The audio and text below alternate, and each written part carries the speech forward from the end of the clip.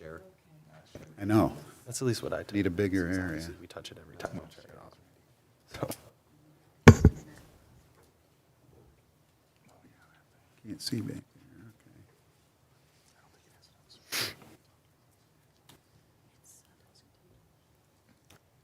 there, okay. I'd like to call the Fraser Planning Commission meeting of March 5th to order at 7 p.m. on March 5th, 2025. Welcome, everybody. If you can please make sure that your cell phones are turned off or placed on silent. And please stand with me and join me as we start our meeting with the Pledge of Allegiance. Pledge allegiance to the flag of the United States of America and to the republic for which it stands, one nation, under God, indivisible, with liberty and justice for all.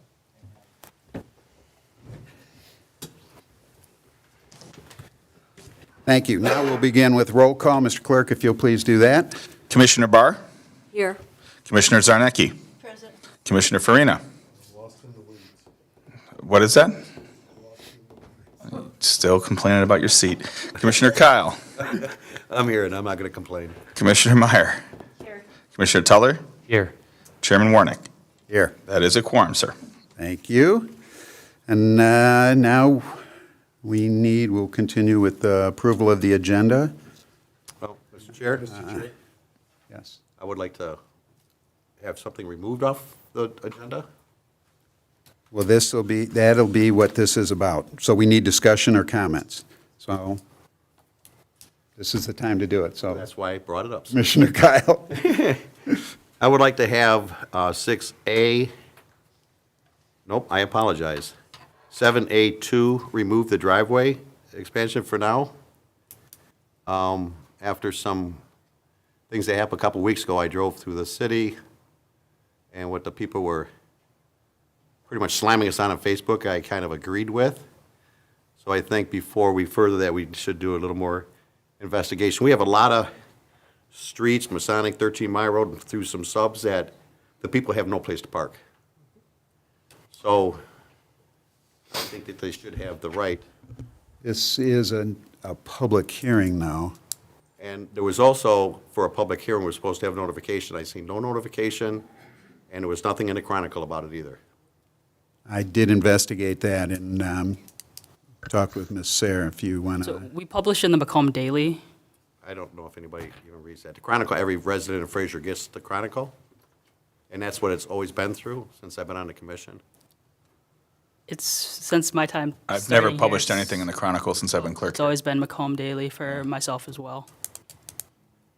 Okay, it's just my motion. It doesn't mean it has to go through. I could No, give no, I a get it. background because I don't know when it took over, but I started in using the Chronicle back in as a building official in 2005, and we always used the Chronicle because Chronicle was actually cheaper, but it went to every household in the city of Fraser.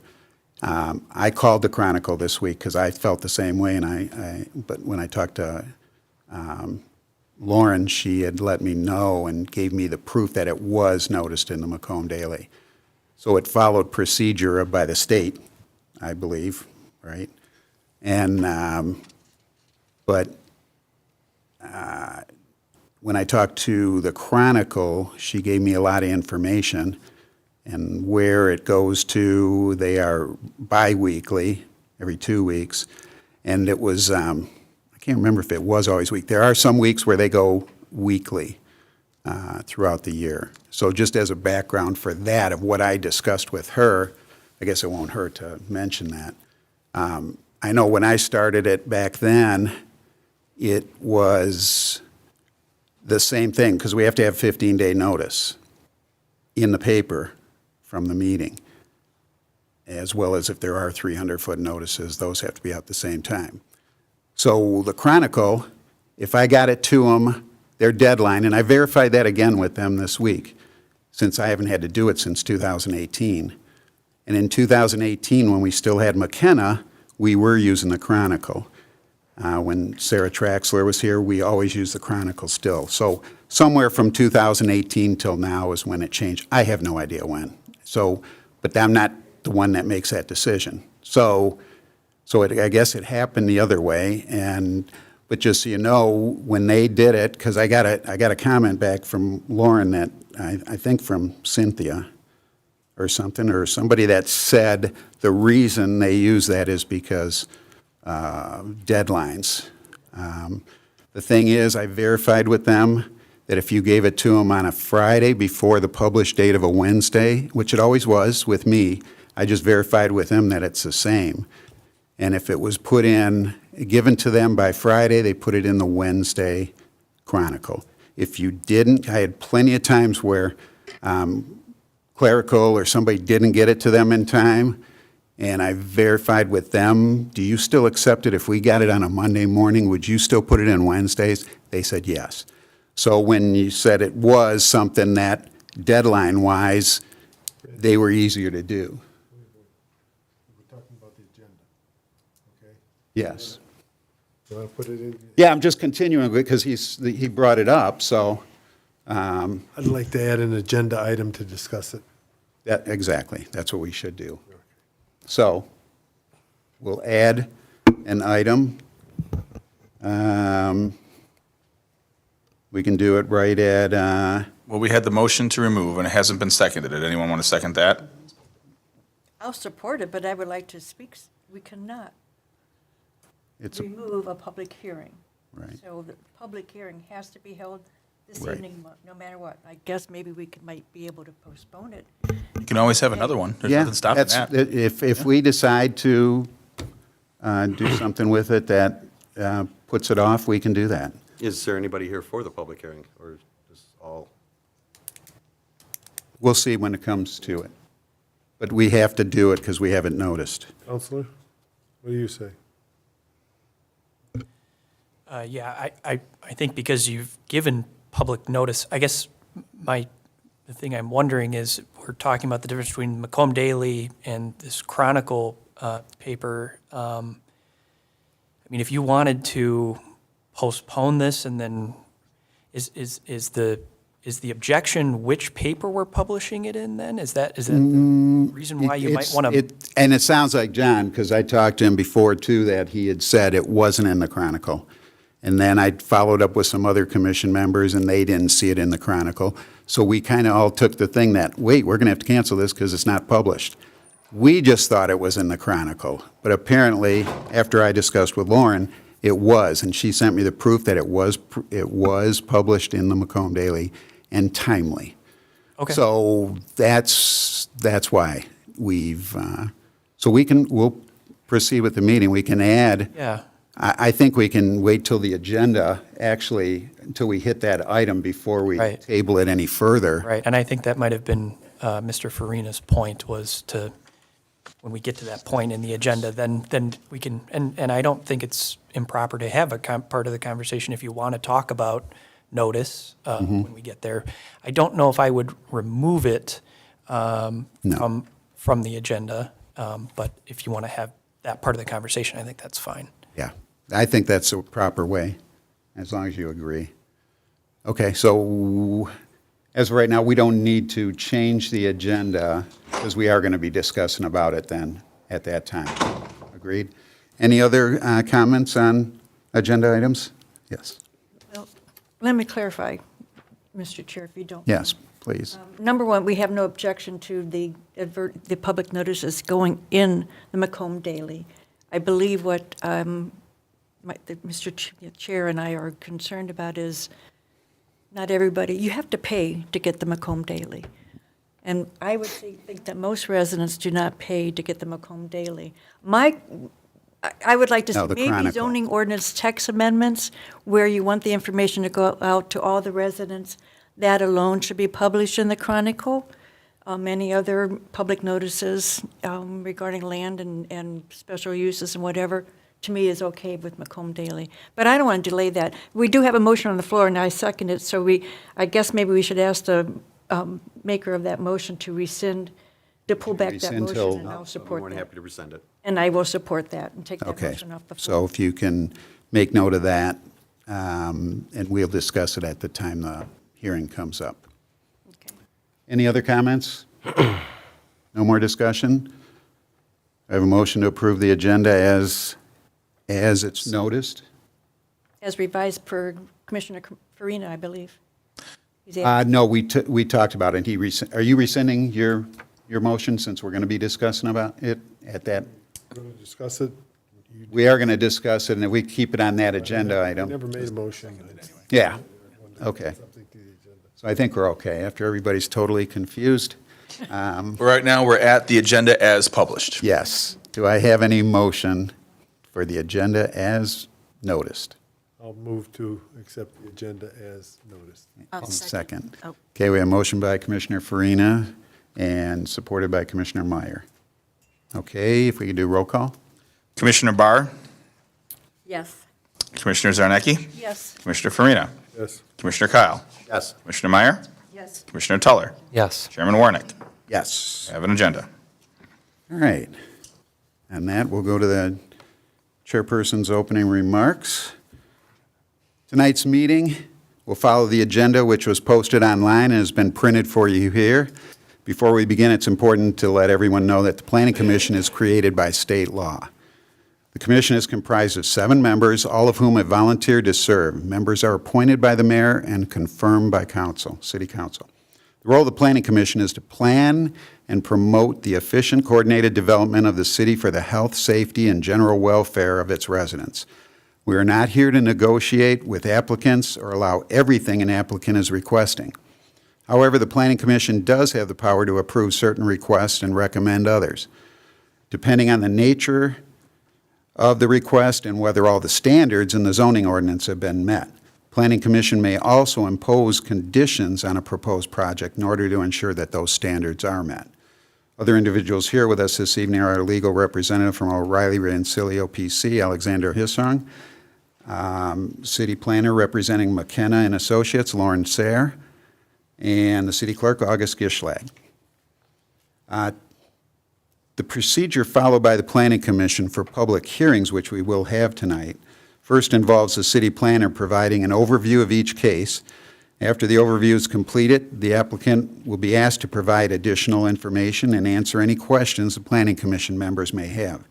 After the Planning Commission questions, the public will be invited to speak. Each person will have one opportunity to speak, must only speak directly to that specific case, and must only address the Planning Commission, not the applicant or anyone else in attendance. If you have any questions, please direct them to the Planning Commission, and we may ask for answers to the questions if they are relevant to the factors of the Planning Commission is required to consider. After the public has had an opportunity to speak, Planning Commission members may again ask questions of the applicant, and then the commission will consider a motion. And with all that said, I'm going to move on to item number 5, approval of the minutes of our last 2 meetings, starting with January 13th, 2025 meeting. Any discussion or comments on that?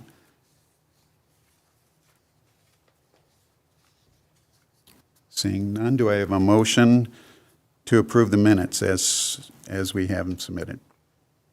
Mr. Chair, Yes. I move to approve the minutes, the draft minutes of January 13, 2025, as prepared. Okay, do I have a I'll support. support? Okay, we have recommendation by Commissioner Zarnecki. Sarnecki. That's okay. Supported by Commissioner Kyle. Let's do a roll call on that. Commissioner Barr, Yes. Commissioner Zarnecki, Yes. Commissioner Farina, I have a question. I wasn't here for the last meeting. Do I matter. vote on that? Okay. Yes. Commissioner Kyle, Yes. Commissioner Meyer, Yes. Commissioner Tuller, Yes. Commissioner Warnick. Yes. Okay, so we have approval for the minutes for the January 13th, 2025 meeting, and now we're going to go to the February 5th, 2025 meeting, and any discussion or comments on those? Seeing none, I'll look for support or a recommendation. Mr. Chair, I'll move to approve the February 5, 2025 draft minutes as prepared. Thank you. Any support? No support. Didn't we just do this? Okay, so we have recommendation for approval by Commissioner Zarnecki and support by Commissioner Kyle. We'll do a roll call on that. Commissioner Barr, Yes. Commissioner Zarnecki, Yes. Commissioner Farina, Yes. Commissioner Kyle, Yes. Commissioner Meyer, Yes. Commissioner Tuller, Yes. Commissioner Warnick. Yes. Thank you, folks. Those minutes are all approved, and we can continue on. So we're going to go to unfinished business first, and that would be site plan SP 24-073340, Utica Road duplex condominiums. Is the petitioner present? Okay.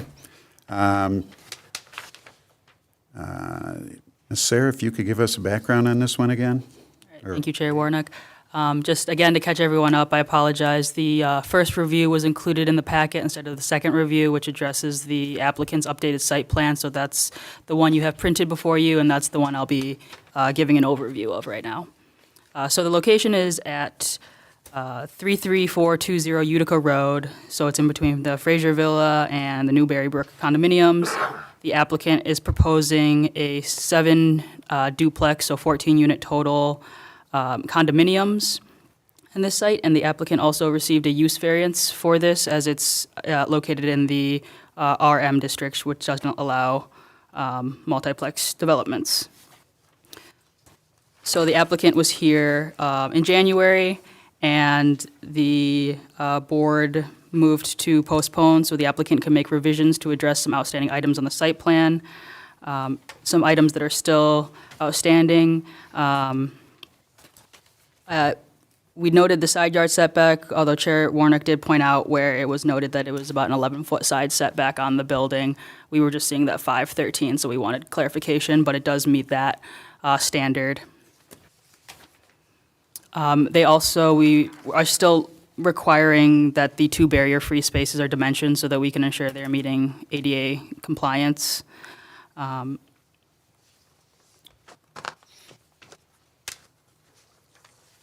The applicant also needs to provide details of the trash enclosure. They show the location, but we want the elevations of the proposed screening. And we also additionally want elevations for that 6-foot-tall brick concrete wall on the rear. But again, they should provide the elevations for review. They did submit a compliant lighting plan. And public safety had no concerns. Engineering submitted their updated memo as well.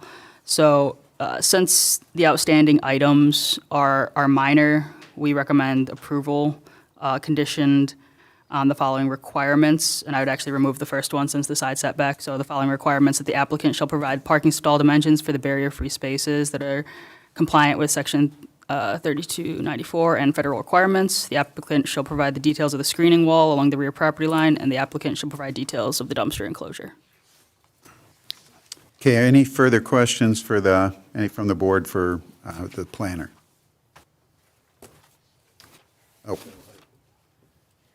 Yeah, but I don't- Lauren, Go ahead. I noticed on the back of these buildings, there are sliding doors with no, like, landing pad below them, and that's within the setback.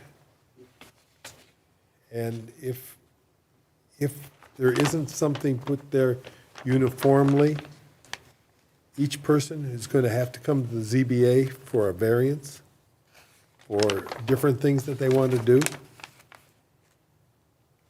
Did you look at that? So are you talking about if they wanted to, like, put a patio?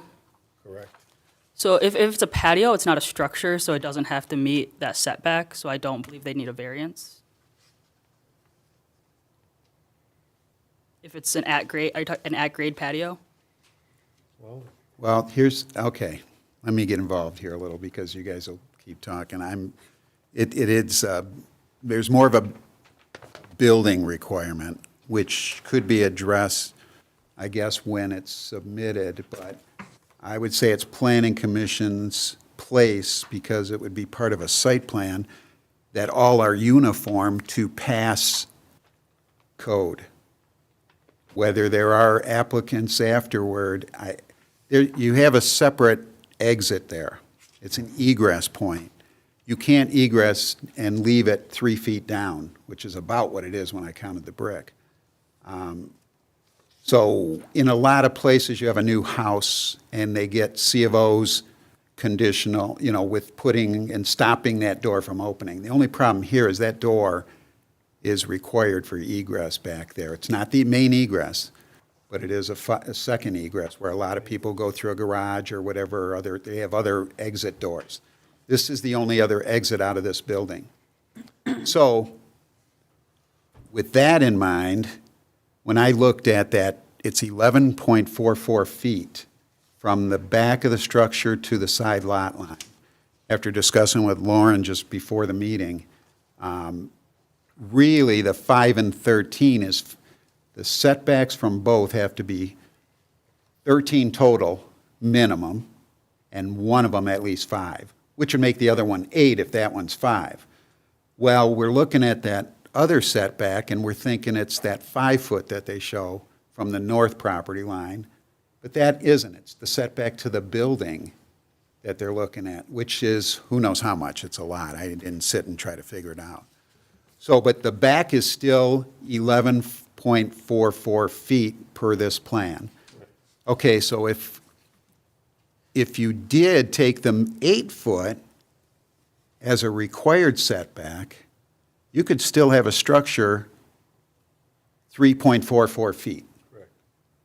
Which would be ideal for a pad, because you've got to, here's the problem, when you go out of a door wall, as long as it's a sliding door wall, you can step down, and you can have a step there. Normally, if it was a swing out, you couldn't have something unless it was even with the door wall.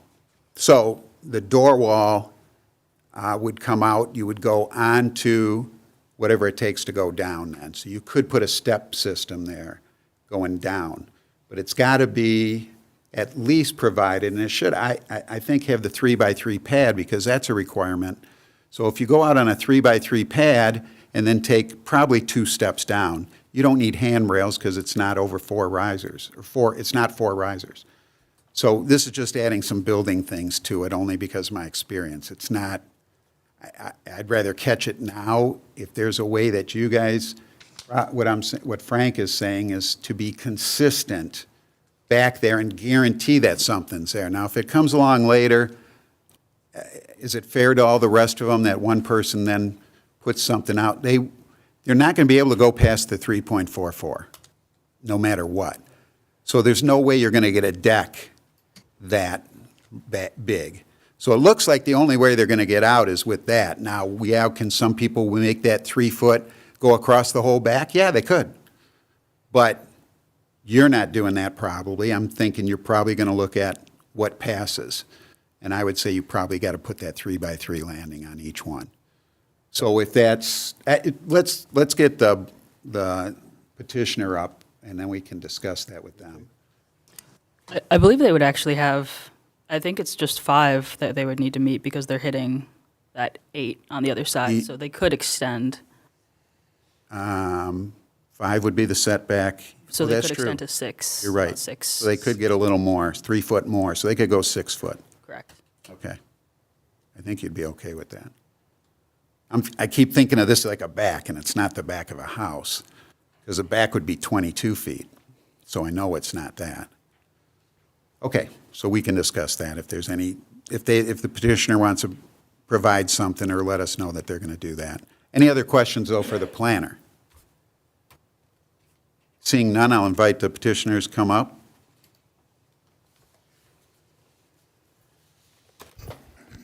Please state your name and address right into the microphone. Good evening, and thank you for having us again here. My name is Osama Razouk, 33420 Utica Road. I have here with me Mr. Larry, the engineer over the design, and my brother Ayad Razouk. Okay, thank you, guys. Is there anything you want to add first No. before we ask any questions? I appreciate you taking the time to address our concerns before, and you did a great job. I think we might have some things to add to it. I'll see, before I say anything, I'll see if any other board members have any comments, questions. Commissioner Zarnicki. I'm just going to ask the applicants if they can go through the architecture of the proposed buildings.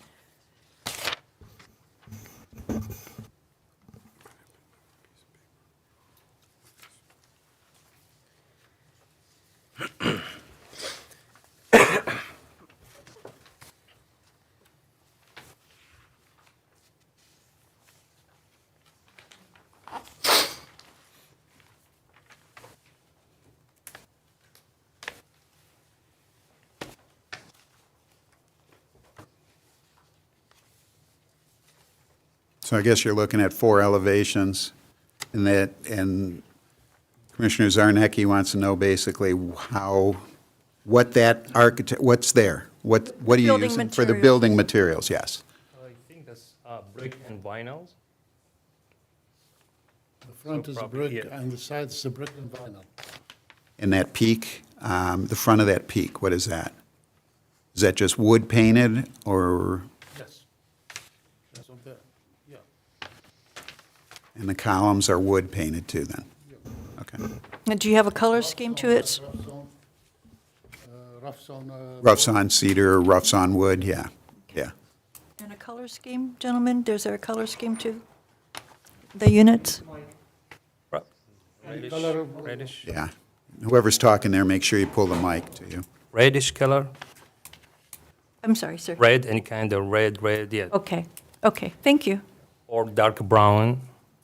Well, a Are lot of the times. units, are the we- units going to be different colors? Is that a requirement here in the building department, different color scheme? No, this is part of the site plan. I mean, if you want to make them, I would break up the color scheme at least, just to add some texture to the 14 units, so you know, what, maybe by color, to know what unit you're coming home to and whatever, just to. We can have every other one, red and brown, red and brown. I would highly agree with that? suggest that and open up any other comments from my co-commissioners here. any other comments? Thank you, I appreciate that. Yeah. A lot of times we'll have people even bring in samples because we want to see, because we do get some that want to paint brick or something like that, and you can't do it, or they're going to do a new type of treatment, and we want to actually see the product. So here, it's understandable that we want to see, because are these going to be cookie cutters? All 7 are the exact same? Or if we can add some variety and do some things to it, that's, I think, what Commissioner Zarnecki's getting at, is to get some variety. Yes, thank you, Actually, Mr. we don't have a builder yet, so once we get the plan approved, we're gonna look for a. Well, that's it, though, but if we give an okay, and then all of a sudden you got one that's purple and one, Definitely not purple. No. so we really would We're like gonna to. match the area, so. If that's open to looking at, say, the other areas that attach, or like the brickwork on Newberry Brook condos? Right, yeah. Or- Red, I think. They have the variety, correct? The Newberry condos, yes. Yes. And then you got those across the street, which I think are a dark brown Dark brown, yes. or so. So I don't know how, and then again, you could break up like 2 different ones, 3 different ones, or 2, then 2, then 2, and 1. I don't know. That's where I think we want to get a better feel for what it actually is. It just makes our minds up easier to accept it, because we don't want to see something. If we didn't address it, and then all of a sudden you do something that kind of isn't to our acceptance, we don't come back again. Right. So after us, we don't do any enforcing. It's the enforcement department that does that. So if you can give us some kind of idea, as long as you're staying with a neutral type brick or a common type that's,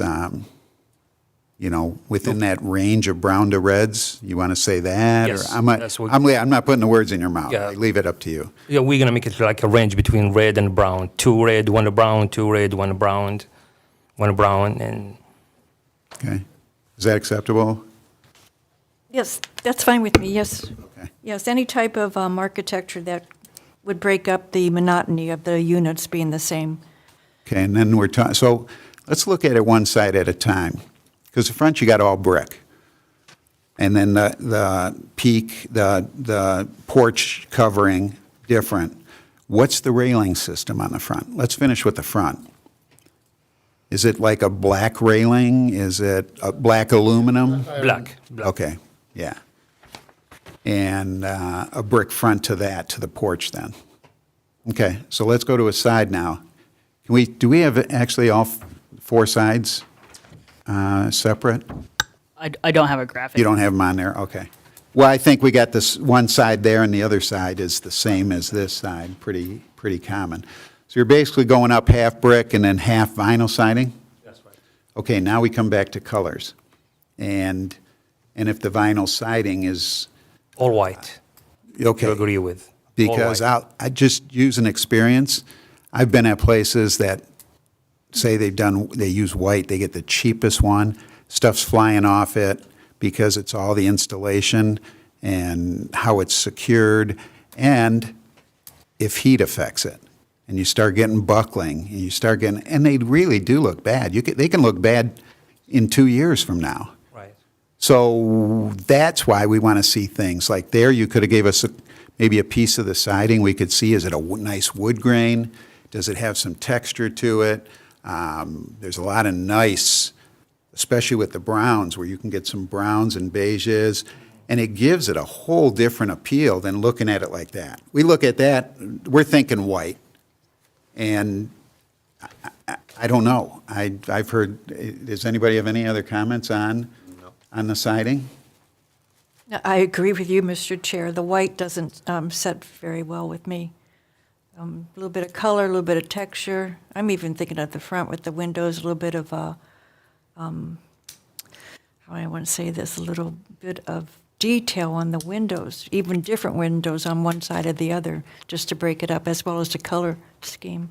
I'm being picky, I know. Well, just so you know, too, like I said, after us, when this goes to the building official and you provide permits and he does his plan review, he doesn't address any of those things. That's not his job. It's our job here. Once it passes here, we have no further control of it. So that's why we're trying to get something before we give you a full approval, maybe some commitment that's acceptable. Whatever you recommend, guys, we can have it in writing, and we agree with, so. 'Cause I didn't know, honestly, you need all of that, so. Right. Like the brick color or the vinyl, a piece of the vinyl to see it. So I didn't know all of that.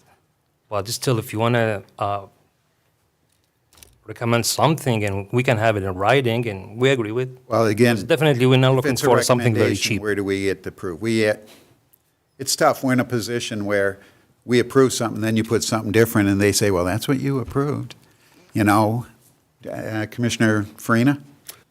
What if we let it go administratively to the planning department, to Lauren, and she can administratively approve it, knowing what we want to do? And that way, If she has to bring it back to us or something, we can always get, because by the time the process goes through, we just, whatever it is, we need you to accept it that way, and so we're guaranteed it's going to be that way then. I can make different recommendations. I know from doing siding and all that stuff, the different types there are, like Dutch lap, or, there's so many different looks you can get with that siding, and I think it would dress those up. I like where Commissioner Zarnecki's going with this, is for us to have a nice quality building. You can look around, I know I brought that up at our last meeting, how Newberry Brook and all the other new complex, the apartments north of them, how they're brick all the way up. So, except the gables. So, you know, that's a big difference. And now when you're adding siding, if it was all brick, we'd be done with this by now, probably. It's the fact that you've got so much siding on this. If it was just the gables and you took that brick all the way up on both sides, we'd be out of here already for you guys. So now I think it's just a matter of getting something that we know is going to be. I have a suggestion. Can we prepare colored elevations? Yeah.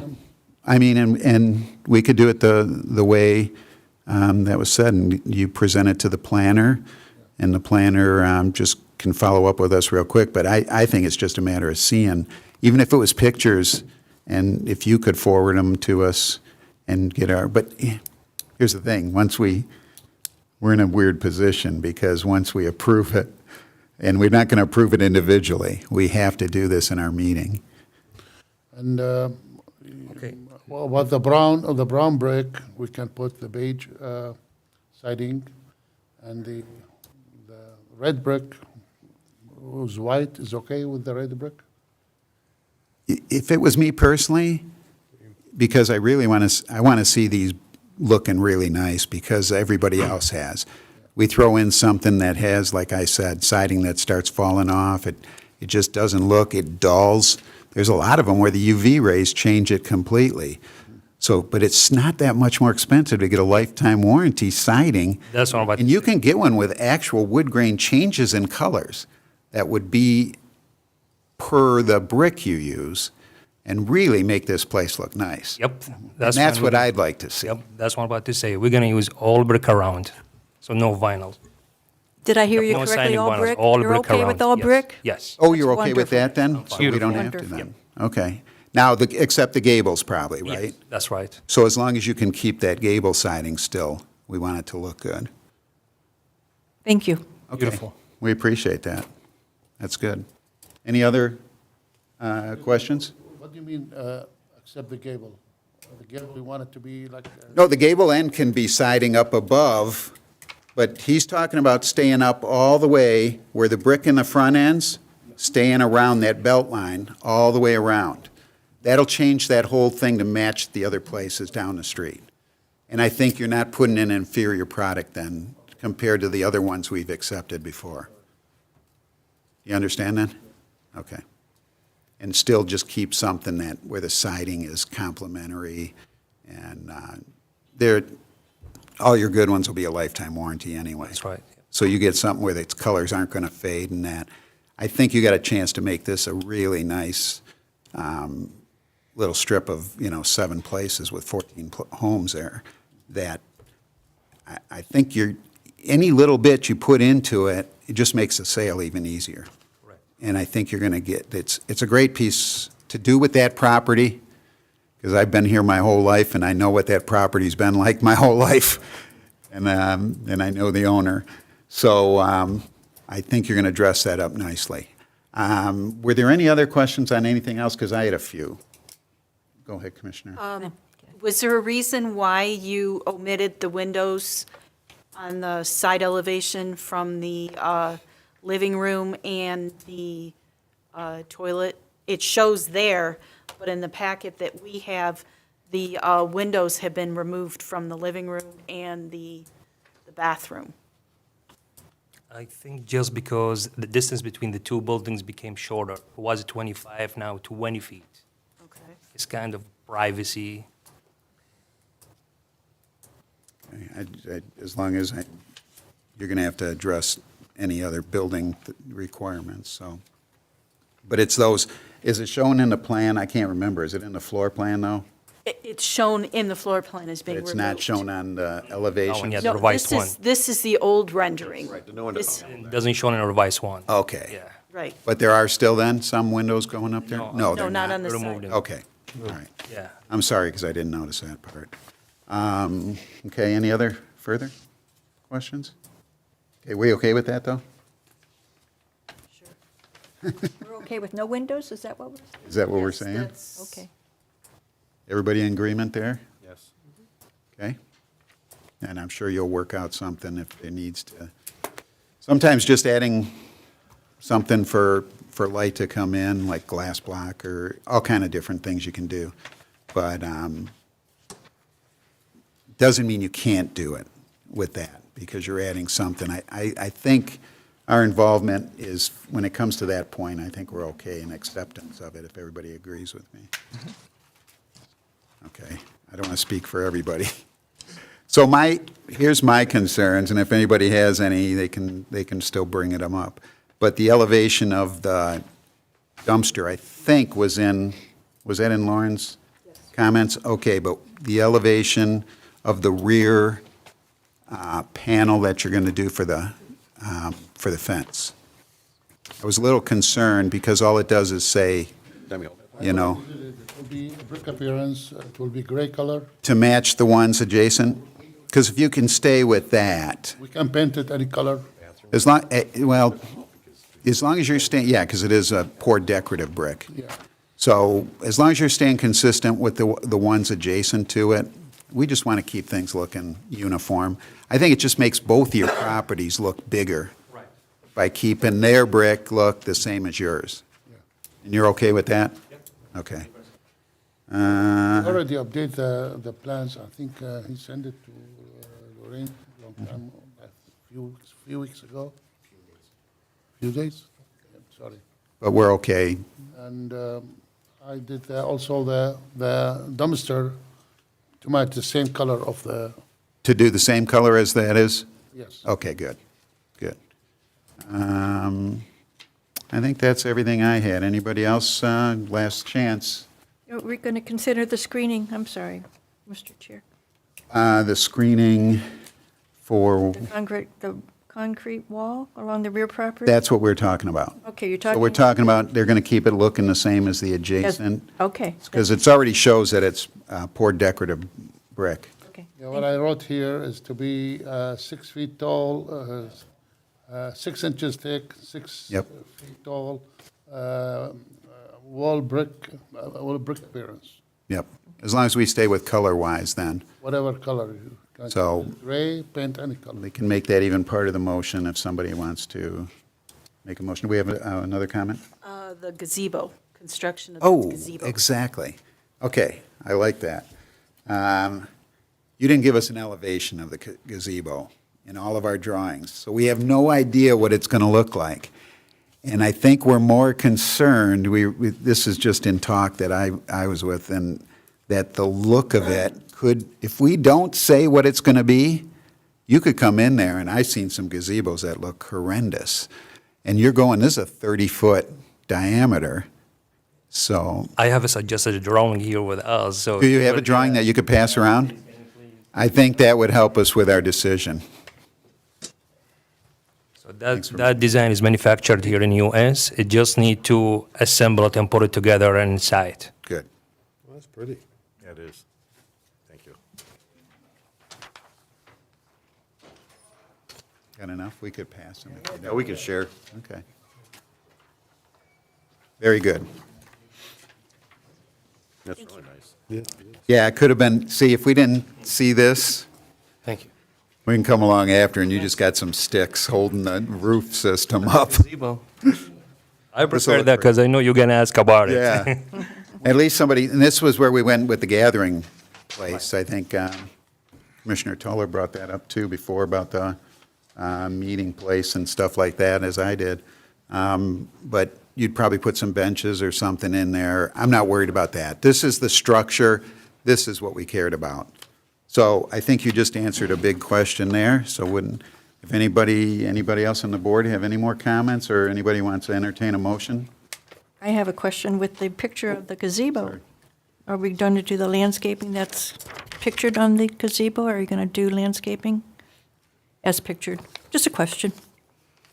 We'll try to match it as much as we can. Because I think the landscaper had different design for Oh, the that's landscape. fine, but yes. you'll Yeah. probably put some type of shrubbery around. Definitely, Okay, thank you. Okay, Commissioner Farina. The landing pad we talked about, the 3x3 in front of your door wall, are you guys up to doing that, or? You mean the back patio? Yeah, the back. Yeah. The patio. 3 by 3 or 3 by 6 would be fine. 3 by also, 6. because- You could go do that. If you go 6 foot wide by 3 foot out, Yes, and the rear one. the rear and and just the steps that go along with it. Yeah, because the door is 6 feet, and Yep. it will be Yep, very good, 3 by 6. I like that. Somebody will bring- And somebody wants to sit out there, they could sit out there and do something. Anything else, they'd have to come for a permit anyway, so, but as long as you're okay with that. All right, if anybody wants to jump into this and entertain a motion. Commissioner Farina? I'd like to make a recommendation that we accept the site plan for 33-420 Utica Road with the recommendations that are put in there by the planner be accomplished. Secondly, that the gazebo that is pictured be built and landscaped around there. And third, that there be a landing pad for egress added to the back of the building, a 3 by 6 with steps leading out Is there anything else that I missed? The finish, the outside exterior side. And that the finish on the outside be exterior, be brick all the way up? Okay? All the way to the peak, not to the, To the gable. the same height as the other brick. Okay, good. Anything else? We forgetting anything? We're forgetting some of the conditions on the report. Oh, the ones that are actually on. No, So I he said did that mention- they had to, Yeah, but they don't know them, so if you could run through them. didn't Lauren give you, didn't you give them these? Well, it should be public. Okay. Hold on, I lost it. I would strike the first one, though. Yes, It's noted. yes.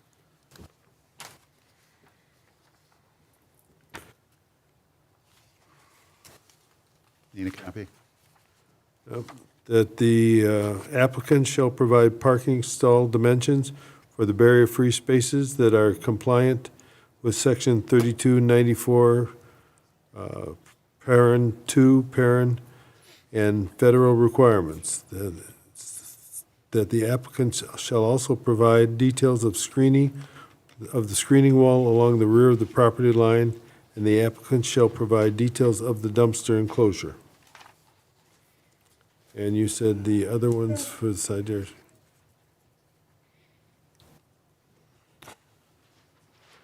For the side yard setback are not required anymore. Right. Okay. And that the rear poured decorative wall will, did you hit that, the rear wall? That it'll be consistent with the neighbor. Okay, that the rear decorative wall will be consistent with the construction and architectural value of the neighboring property. Okay, did we get that? Everybody's got that? Frank made a motion. We'll see. Yeah, It's on recording. We'll pull so- it. It's recorded. Okay, do we have a motion, support? Don't we need to mention the variety, we want the variety in the elevations? Oh, That yeah. the buildings are not all the same, that the color, Change the color scheme on that. I accept that, Okay, so you amend your motion to include that? correct. Okay. Can I ask Commissioner Farina to do number one? I didn't hear the condition number one. You're so You sorry. told me not to use condition They, number one. they did provide the setbacks. That was an error. The side setback. It was provided in compliance. It's there, so I found apologize. it. It's right on there. Not the setback. I'm confused with the elevations. I thought your condition was to the acceptance of the planner, and I did not hear what the Commissioner Farina said, and I apologize. Was it in, I don't know what he said. I didn't hear it. Is there anything that you can think of that, I think he included everything. I think you did. Can I ask Mr. Gischlag, did you Nope. hear condition number one? Okay. I'm not clear as, and I know there's no support for it yet, so I'll support the motion, but I want clarification what the number one The condition. first thing he brought up was the gazebo. That was the first. Was that the gazebo? That was the first thing he mentioned. Okay, so we did not mention the elevations, which now we've included the elevations, going to be all brick, but as well with the color differentiations Yes. between the units. Okay, I That's understand included. it now. Okay, so you want to support that then? I do support that, yes. Okay, so we have, You didn't get a bike rack.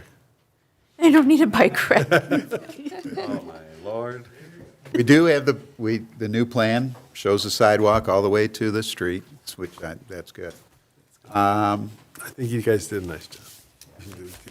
Okay, so we have a recommendation by Commissioner Farina, supported by Commissioner Zarnecki.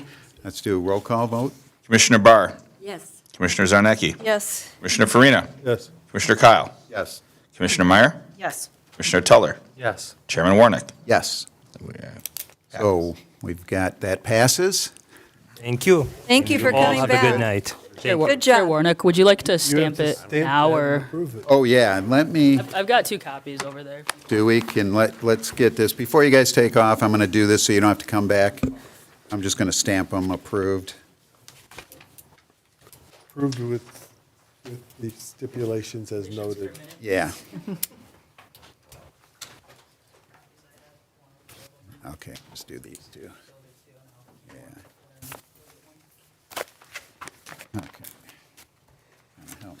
Just hold Sure. this open. Actually, right there.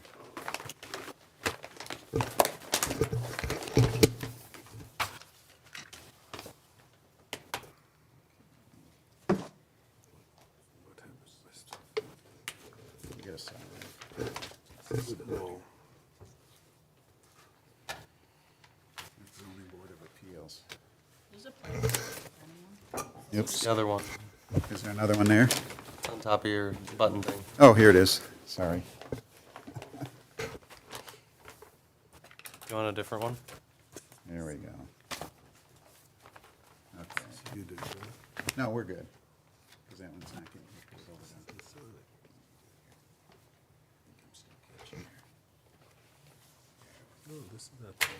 down. All right.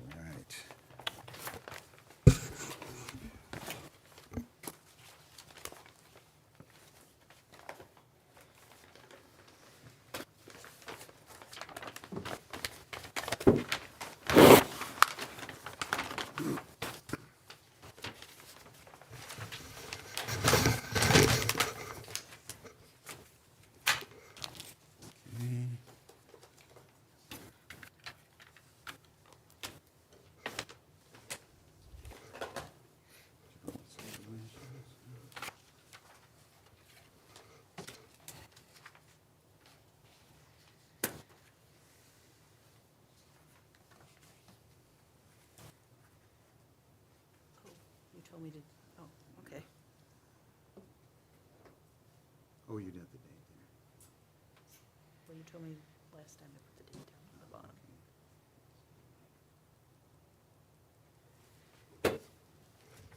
Okay, give him that one, and we'll keep one. Okay. You guys can pick this up right here.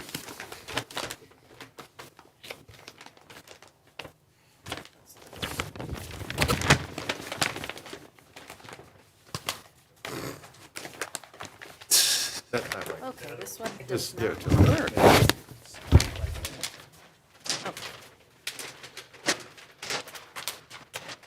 Sorry, you'd usually have to come and pick this up, but we're trying to save you a trip.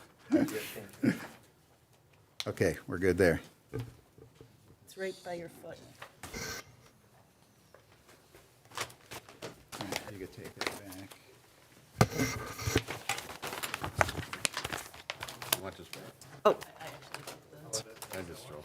Here too. All right, congratulations. Thank you. Welcome to the neighborhood. Yep. Okay. Since everybody else probably wants to not stay the whole night, let's go. Let's move forward here. We got site plan number 2, SP 24-08, 17689 Masonic Boulevard Strip Mall. Petitioner present? Want to come forward there?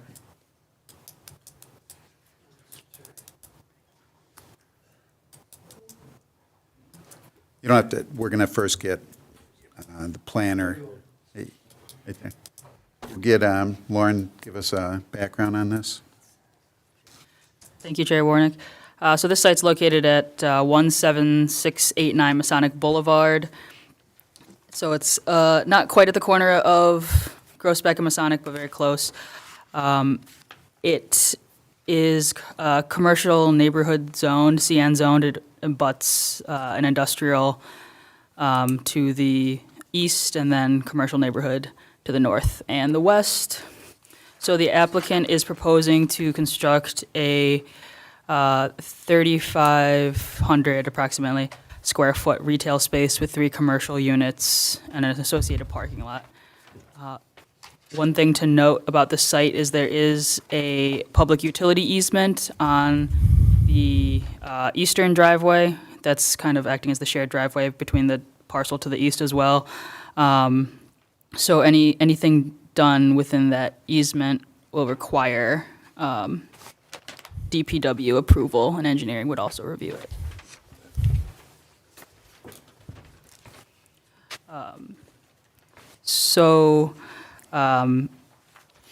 When reviewing the standards for things that are outstanding, the first thing, all the dimensional requirements are being met with the minimums and maximums of setbacks and building height and lot coverage. For the parking, the site currently has 24 parking spaces, including 2 that are handicap accessible, which is compliant with the minimums. We note that the striped pedestrian path proposed in the middle of the site appears to continue to the public sidewalk over grass, so we'd like clarification if that's being paved, and if so, we'd like to ensure that it's 5 feet minimum to ensure ADA compliance. Additionally, the applicant proposes a loading space on the side of the lot. It's within that easement. The configuration of the lot does leave limited space for where a loading space could go. So, and the zoning ordinance does allow for the planning commission to approve side loading spaces. So we would just ask that the planning commission approve that if they are good with that. And then in landscaping, so they do have the required trees, although one of the trees appears to be planted in the easement, or at least very close to where it would be overhanging and growing in there. So we would just want to ensure that that isn't in the easement, or that there's permission to plant a tree in the easement. In terms of architecture, they are proposing some drive-it, which is a synthetic stucco, towards the top after the brick. So planning commission, since it's in the commercial neighborhood district, is allowed to accept alternative building materials. So planning commission shall decide if that's acceptable. Additionally, they propose a 4-foot block screening wall along the eastern property line, as that's a different use, so screening's required. Screening may be 4 to 6 feet, and it's determined by the planning commission, so this is another one where planning commission needs to approve if it's adequate. And then we note that the trash enclosure is located in the public utility easement, and DPW and engineering would need to approve that location. The applicant provided a photometric plan, but it appears that there are locations that are above that 4-foot candle maximum, so the lighting plan will need to be adjusted to comply. Given the analysis above, we recommend planning commission approve it conditioned on the following: that the applicant clarify if the striped path is going to be paved over the grass and ensure that it is 5 feet to ensure barrier-free access. No trees can be planted in the public utility easement or in a manner that will likely encroach without DPW approval. Planning commission shall decide if the loading space is acceptable. Planning shall decide if the painted drive-it is acceptable as an exterior facade. And the applicant must provide a lighting plan that's compliant with section 3286. Okay, any further questions for Ms. Sayre?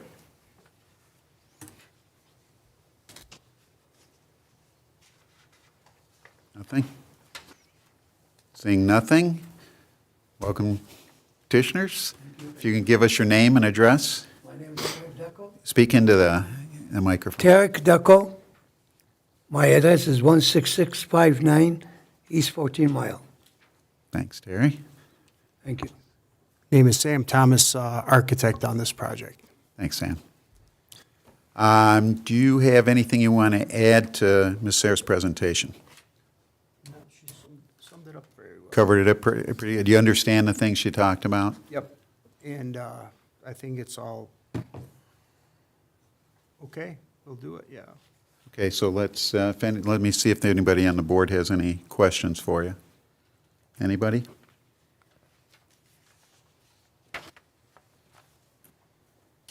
Yep, not on this end. Nothing there?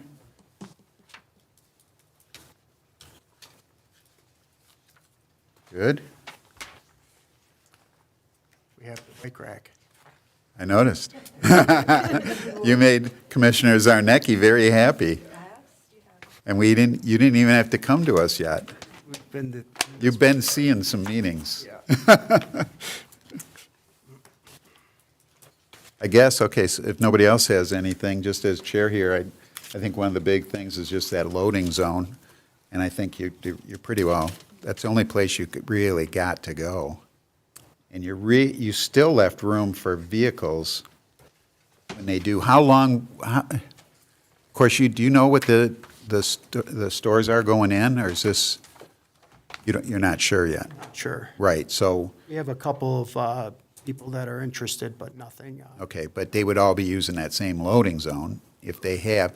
You might get somebody that doesn't even need products or anything like that to load and unload.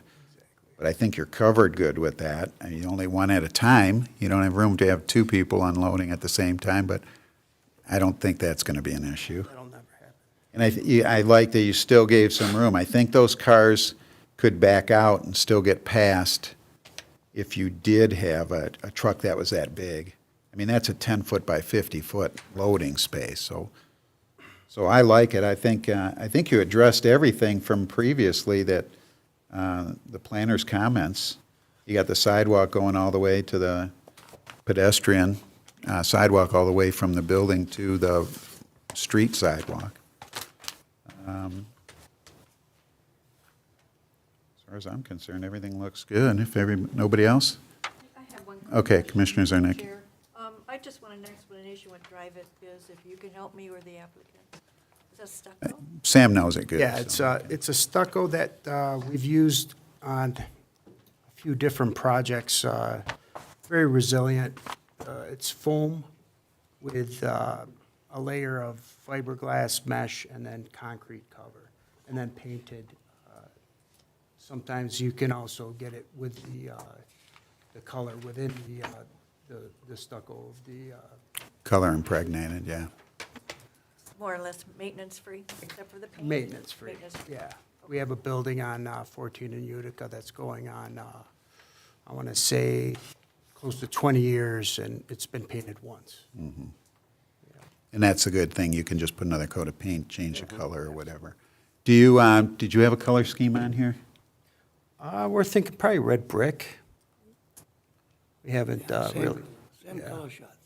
Yeah. Like a red brick. So red, and with a beige color So this is our, for the drive-in, yeah. Yeah, you got to continue it. You got to continue expansion. We did a good job over there, so. They tore down your old building, though? They, Oh, no, next to it, the car wash next to it. Yeah. Yeah. So your other building's still there, it's, are you referring to the the Utica Road. restaurant? Yeah, no, The car Sam, used to be the party store. Yeah, so they've demoed it, and I think they're going to break ground in spring. Okay. Okay, now I'm confused, but the former building where your subject property is, was the restaurant. Is that correct? There was a restaurant before? Am I confused? Yeah. Well, Coral Gables and, This site here? yeah, this site. Miles. Miles World or The whatever. last, Yeah, it was the last one, but it goes way back. Yeah. Goes back to my high school days, which is a long time ago.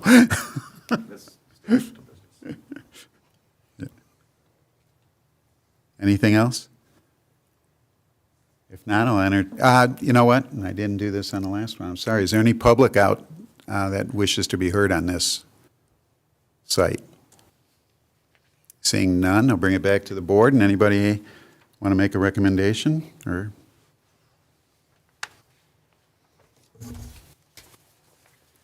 Seeing nobody, the chair will, I can make a recommendation here. So I would like to recommend that we approve the plan, provided that the DPW approves the tree as well as the, what was the other thing they had to approve? They had to approve The dumpster. the dumpster, that's right. We're good with the drive-it, we're good with the loading space, provided that you have an accurate lighting plan. And yeah, and then DPW approves the rest, everything should be good. I vote to approve it. A second. Do we want to change the tree instead of just DPW access, or the trees not planted in the easement as an option as well? we could do where we don't even have a tree. They could just move it a little bit to the, Yeah. the left. To the west? Or the Let's- right, sorry, the right. Let's make them do that, like a foot and a half. Is that okay with you guys? Absolutely. Okay. Okay, and that'll be the other condition then, for site plan SP, where'd it go? SP 24-08. So move the tree, get approval of the loading space from DPW, and Compliant lighting. compliant lighting. and is still supported by Commissioner Farina with that same? Okay. So we'll take a roll call on that. Commissioner Barr. Yes. Commissioner Zarnecki. Yes. Commissioner Farina. Yes. Commissioner Kyle. Yes. Commissioner Meyer. Yes. Commissioner Tuller. Yes. Chairman Warnick. Yes. Passes, congratulations. If you guys want to wait a second, I'll stamp these again. Save you a You want trip. I got one for you right here if you'd like it. Okay, yeah. Oops, wrong one again. Oh, doesn't matter. Oh, you got. I can use his right there. You want to? All right, it's in there. I was sitting for a while. Same here. How are you doing? Just keep moving, buddy. Oh, really? Oh, man. Oh, that's good. How are you doing, Karen? I'll see you again. Yep. I'm a bother guy. I like this bottle. Looks good now. Good to see you. Change your habit. How you Yeah, been? doing good, man. Doing good. Good to see you. Stop by me. I have not stopped Don't moving. promise me to do that. I have not stopped moving since this company started. I'll tell you all about it. I'll come in sometime. Say well. Congratulations, sir. Sir, good to see you. Good to see you. Kidding. Well, we've got an hour and 5 minutes, and probably 45 of it was just BS. So I said, let's talk business. Let's take Mr. Chairman go. I know. Go, Sam. We don't need to See ya. hear stories from 2 years ago, you know? Yeah. That's good. That's good.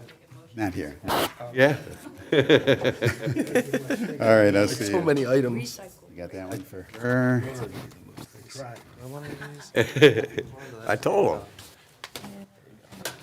Oh, I didn't realize you were standing there. Got their light on. I want my rubber band too. I'm stealing those. I don't know. Nobody. I don't buy these. Okay, let's look at this. We don't need to hear stuff from 25 years ago. Someone's got to work in the morning. Yeah. Okay, ready to move on? Okay, we're going to go item number 7, new business. This will be a public hearing.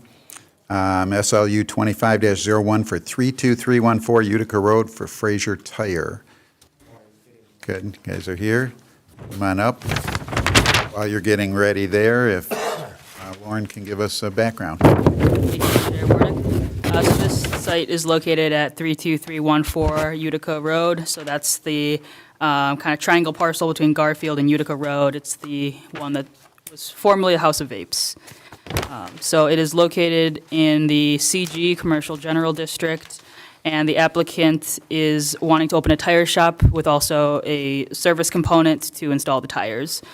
So auto service centers are considered special land use in this district, which is why the applicant is here before you today. So in going through the special land use approval standards, the first one is that the proposed use shall be of such location, size, or character that'll be in harmony with the appropriate and orderly development of the surrounding neighborhood and applicable regulations of the zoning district in which it's located. So the applicant, provided they're not making any additions or adding any new windows, they're using the existing building, and that it is harmonious as the use once was an auto use as indicated by the overhead doors. So we note that it's along 2 major thoroughfares, Utica and Garfield. The auto service center will utilize the existing building, as they say, to conduct operations, and that we do feel like it is location, size, character, the proposed development is of a scale and nature that's appropriate to the location, and agree with the assessment that it was likely, that it was used previously for a auto service station, although we couldn't find a certificate of occupancy to verify, but the configuration of it. When we, oh, I'm sorry, go ahead. Okay. Okay. The proposed, so the second one is the proposed nature will not make vehicular pedestrian traffic any more hazardous than normal. The applicant stated no new curb cuts are being proposed, that it'll likely be less intensive for traffic as it's not a retail use, it's going to be appointment only. And we agree, we believe that the resulting proposal will make vehicular traffic no more hazardous than normal for the district involved. The next item, that the proposed use shall be designed as to the location, size, intensity, and site layout periods of operation of any such proposed use to eliminate any possible nuisance that might be offensive to occupants nearby. The applicant stated there are no adjacent neighbors, so there'll be no nuisance to neighbors. This subject site does not directly butt any residential homes, and it's also at the intersection of Utica and Garfield. We don't anticipate that there'll be any nuisance, especially because all work performed will be inside. The next item, that the proposed use shall be of such the proposed location and height of buildings and structures will not interfere or discourage appropriate development. The applicant stated the building has been long-standing in the community, has not created any nuisance or interfered with the development of the neighborhood. We agree with that assessment. The structure is not being changed, will not encourage, or will not interfere or discourage appropriate development, and the location and height are appropriate with the area. The next item, that the proposed use shall relate harmoniously with the physical and economic aspects of the adjacent land uses as regards to prevailing shopping habits, convenience of access by prospective patrons, continuity of development, and need of particular services. The applicant stated that tire shops are a convenience for neighbors. Again, we believe that the use will relate harmoniously with the surrounding land uses. There are no auto-related businesses in close proximity. It is also along two major thoroughfares, being Utica and Garfield. The next item, that the proposed use is necessary for the public convenience at the proposed location. The applicant stated the tire shops are convenient for neighbors, and the closer the tire shop is better when one's needed. Again, we note that the location along two major thoroughfares does allow for that convenience, and we believe it will provide a necessary convenience at the proposed location. The next item, that the proposed use is designed, located, and planned so to be operated by the public health, safety, and welfare will be protected. Again, the applicant noted that there's no immediate neighbors, so there's likely going to be no impacts. And again, we agree that we do not foresee any negative impacts to the health, safety, or welfare. And then finally, the proposed use shall be not cause substantial injury to the value of the other properties. The applicant stated there'll be no burning, excessive noise, or smells associated with the site. Additionally, the building is configured to accommodate auto service. We do not believe that the use will cause substantial injury to the value of other properties in the neighborhood. We don't believe it will be detrimental to existing or other permitted uses in the zoning district either.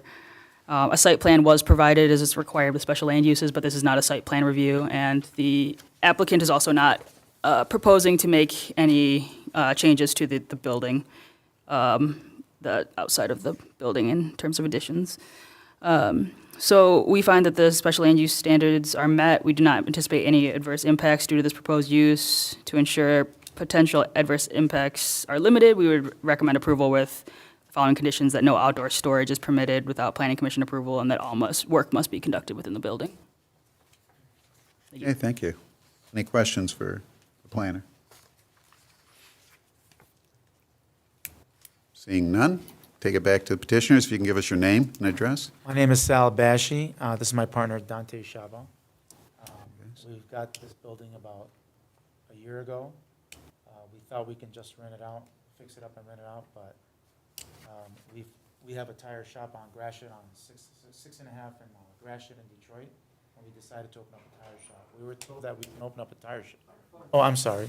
Oh, yeah. In the beginning, about 3 months ago, we went in and said, we'd like to open up a tire shop. They said, yes, you can. We were happy. We went out to eat, and then they said, well, you can sell the tires, but you can't put them on a car.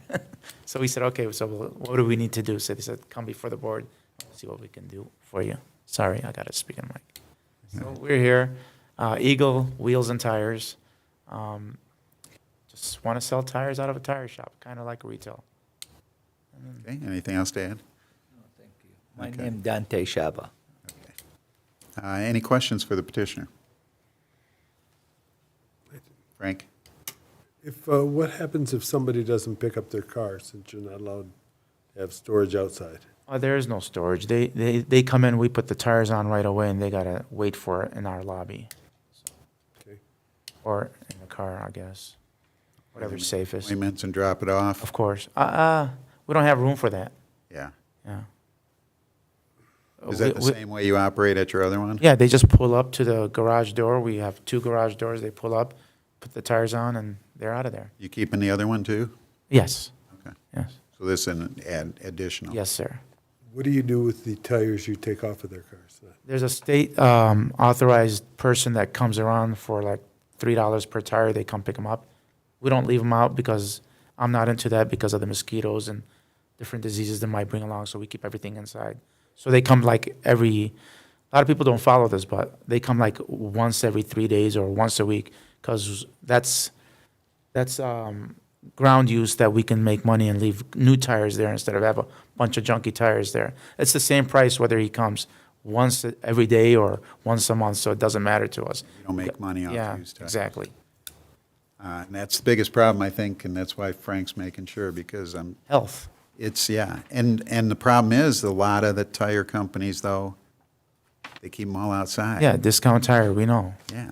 And the same with new ones, too, because you have an overflow. Sure. So as long as you know, I Yep. mean, it's right in there. You're Yes, not, no yes. outdoor storage. Absolutely not. We You know got that. too small a site, actually. Yeah, Is this, did I see that a new garage door is going in, too? Well, we already, there was a pre-existing door there. They blocked it up. Okay. So I applied for a permit. You're restoring it? Yes, I already did. I got Okay. approved and everything. Oh, okay, It's already done. okay.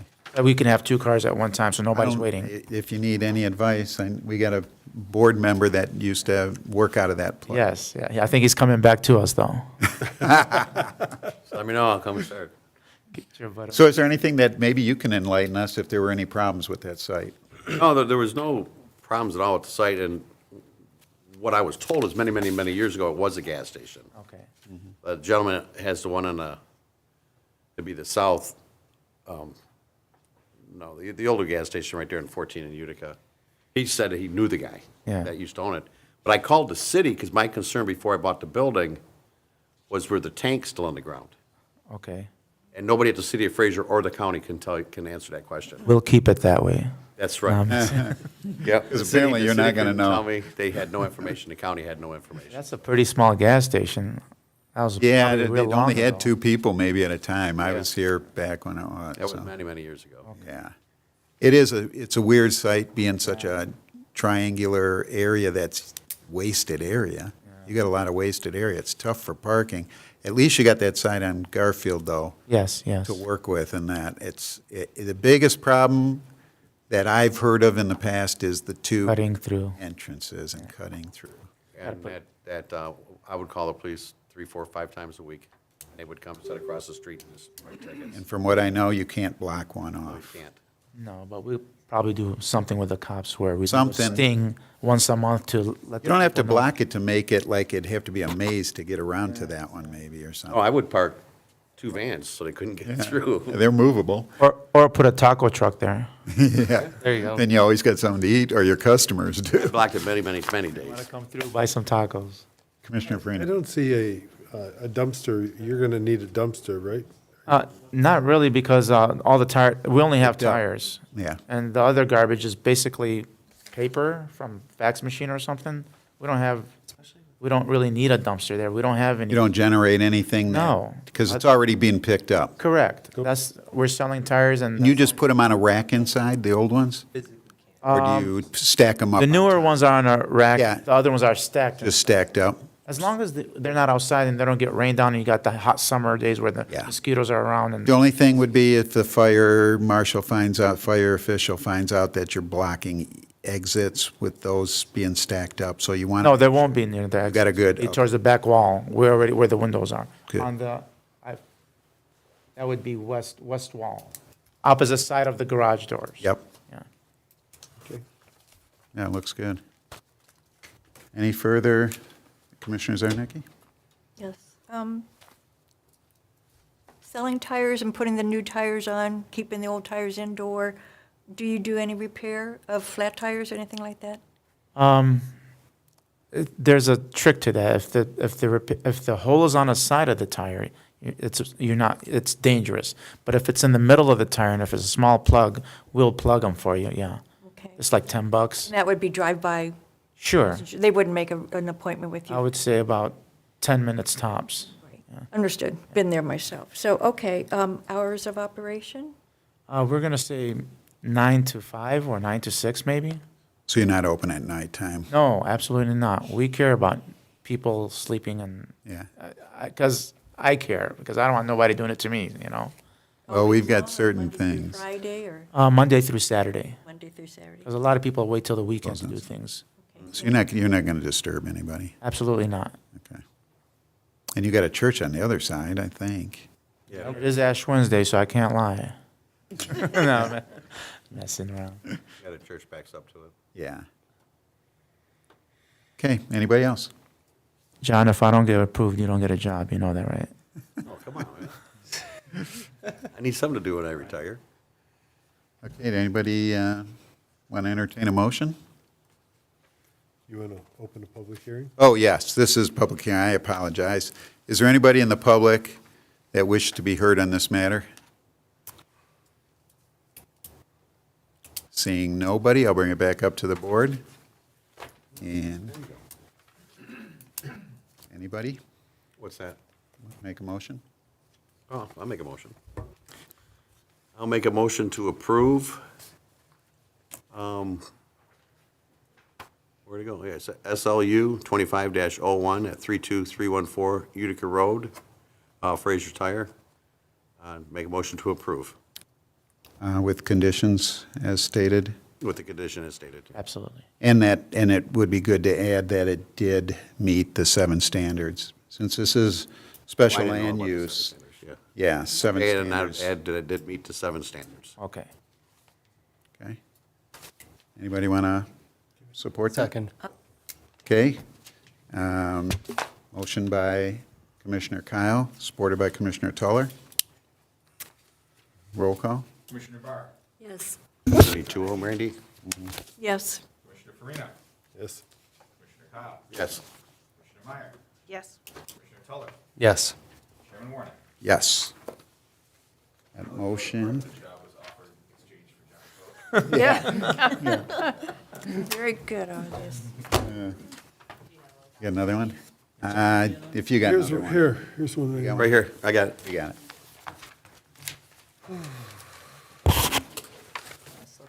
I didn't have a pack. I didn't have a small package. What I got. You didn't have There half it this is. stuff. Let's give them that one. I read his. Never came in my package. It's all right. We got through it. They don't love you, Frank. Put me in a corner. Lauren did. I'm stuck down there too now. Okay, this one's for you. Let's give them this one here.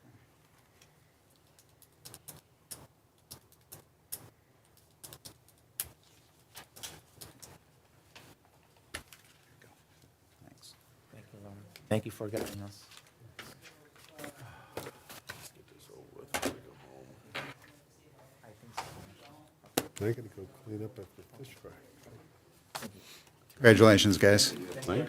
Okay, good luck to you. Good luck. I gotta go clean up after the fish fry. Welcome to the city. Yep. Take it easy, guys. Good luck. One street away. With I'll my definitely stop bicycle. in. Tend to get flat tires. Bicycle too, yes. Thanks. They can patch bicycle tires, easy. You get a hole in that, I've been using Fraser. same thing. Okay, let's get Follow back with to that. business here.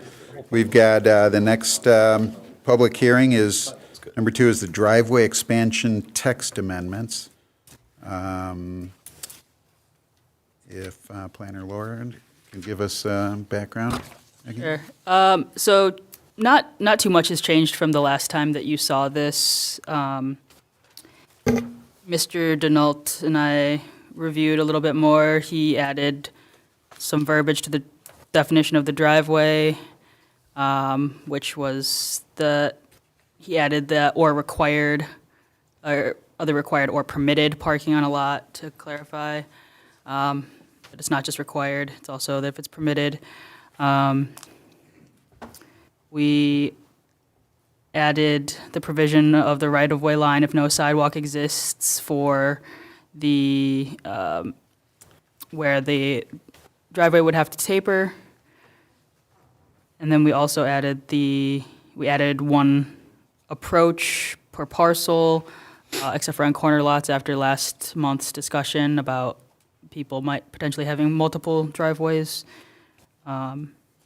We also We currently have the horseshoe drives only being permitted on corner lots, so I think that'd probably be an item of discussion. That's why we provided that peer communities, what they're doing on horseshoes drives, if anything, to you tonight.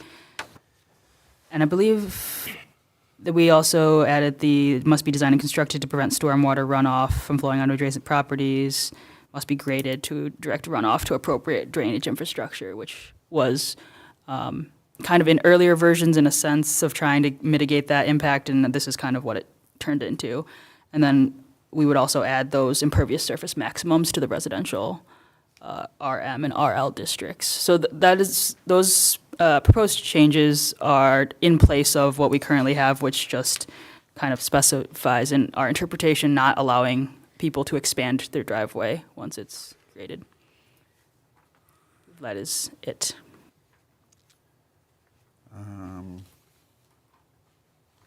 Board have any questions?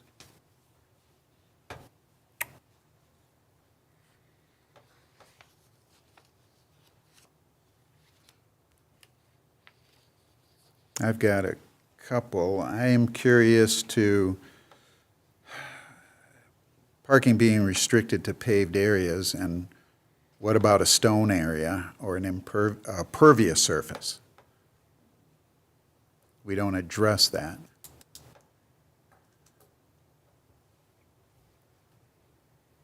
Okay, so that's something that you'd like added, that it could be on pavers?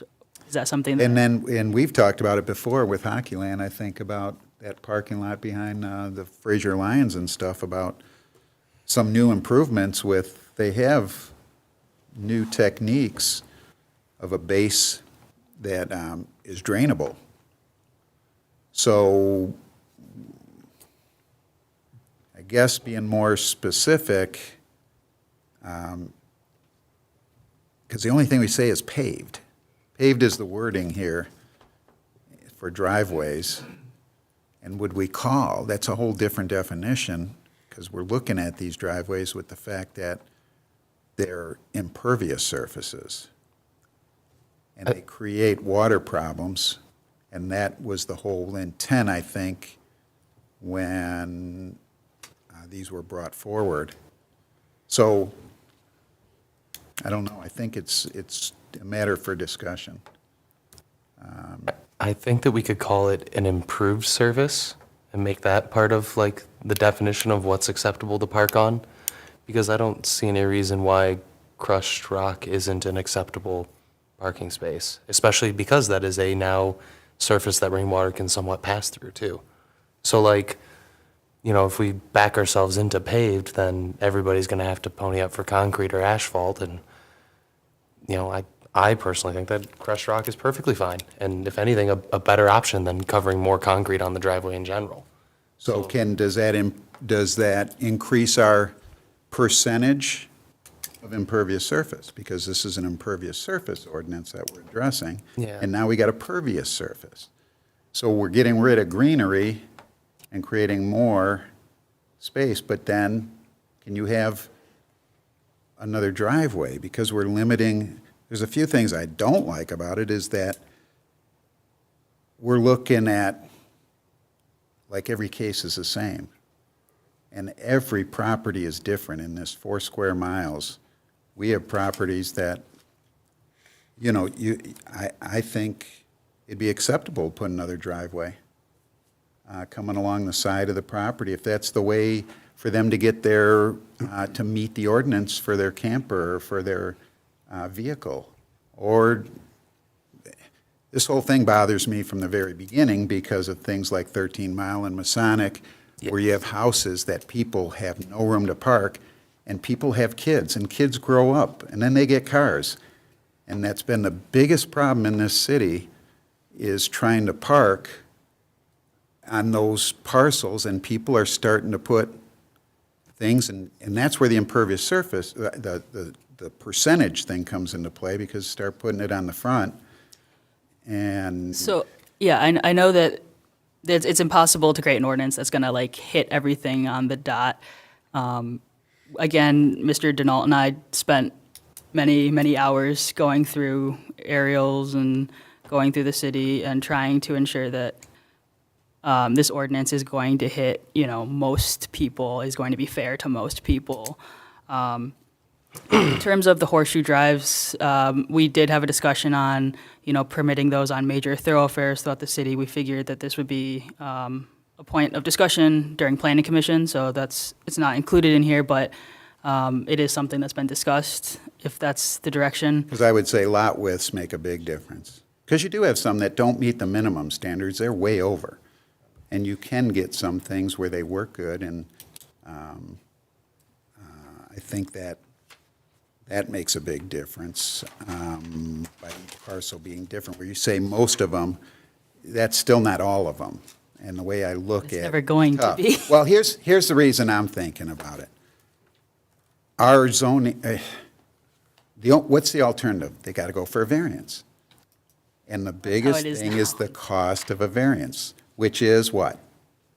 Residential, 900. $900 for them to come for a variance to just expand their driveway a little, that might be acceptable. Is that fair to the public, to our citizens? See, we're not a big city. That's currently what it is, though. I'm saying, it used to be 100, it used to be 200. I know, things changed as we went along. No, I'm sorry, not the price of the variance. I'm saying that they would have to come before a variance right now as is. This would allow less people to have to. That's what I look at, because most cities, after talking with Kathy, she said, Troy, they're trying to not have people come for variances. And that should be the goal, is to create not that, and not have more variances. And I believe that is what we're doing or trying to do here. In a way, but in a way not, because we're going to have different situations that will create some need for variances still. Yes, there might have been already, but now I think we've added more things. I don't know if anybody agrees with me, but adding different things like a second driveway. I think the big thing comes to that we require permits now, and we never did. So we had permits we never had permits for putting concrete in your backyard for a porch or a pad or doing something. And it's my understanding, am I right, that you guys require a permit now for any concrete? We do require a permit for any flat work. This has been the procedure since I started here. There is a, You haven't been here that long, though, compared to how long I've been here. I'm just telling We did you. not have permits even after I was gone. So I was here 22 years, and after that, there were still no permits. This just happened within the past 2 years to 3 years, that permits started being required for this stuff. So Without a permit, though, how are you going to, enforce your impervious surface? impervious surface, and it becomes, I know. So, but the biggest problem is, you don't have a special fee for just these, as opposed to how do you figure the fee for a building permit? I would have to ask the Yeah, building clerk. I don't know. So it's something, there's a lot of questions, and I personally am not ready to react to this, if anybody else is in agreement. I'd like to hear the public. Is anybody here from the public to be heard on this? Wait, let me finish to see if anybody else up here has any comments. Anybody else? Frank? I think we have to look at, I hate rock, okay, for a driveway, because you run a snowblower over it. My neighbor runs a snowblower out and put my window out, So, I mean, and I don't think you're allowed to do it in a right-of-way either. I have another neighbor who did that, and the city went out to see him. But I do like what you said, Randy. We need to explore the new materials that are out there, because I was in a parking lot that was totally permeable. And it was almost like a cinder block on end that had planting areas in between it that allowed for water to go through.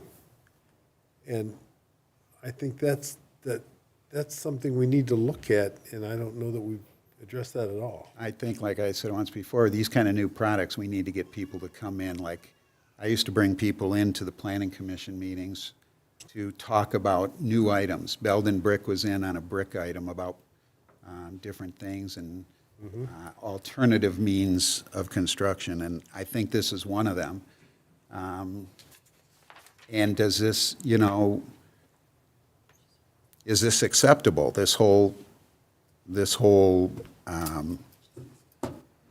know, the amendment that they're going for in the ordinance, is it acceptable to that kind of stuff?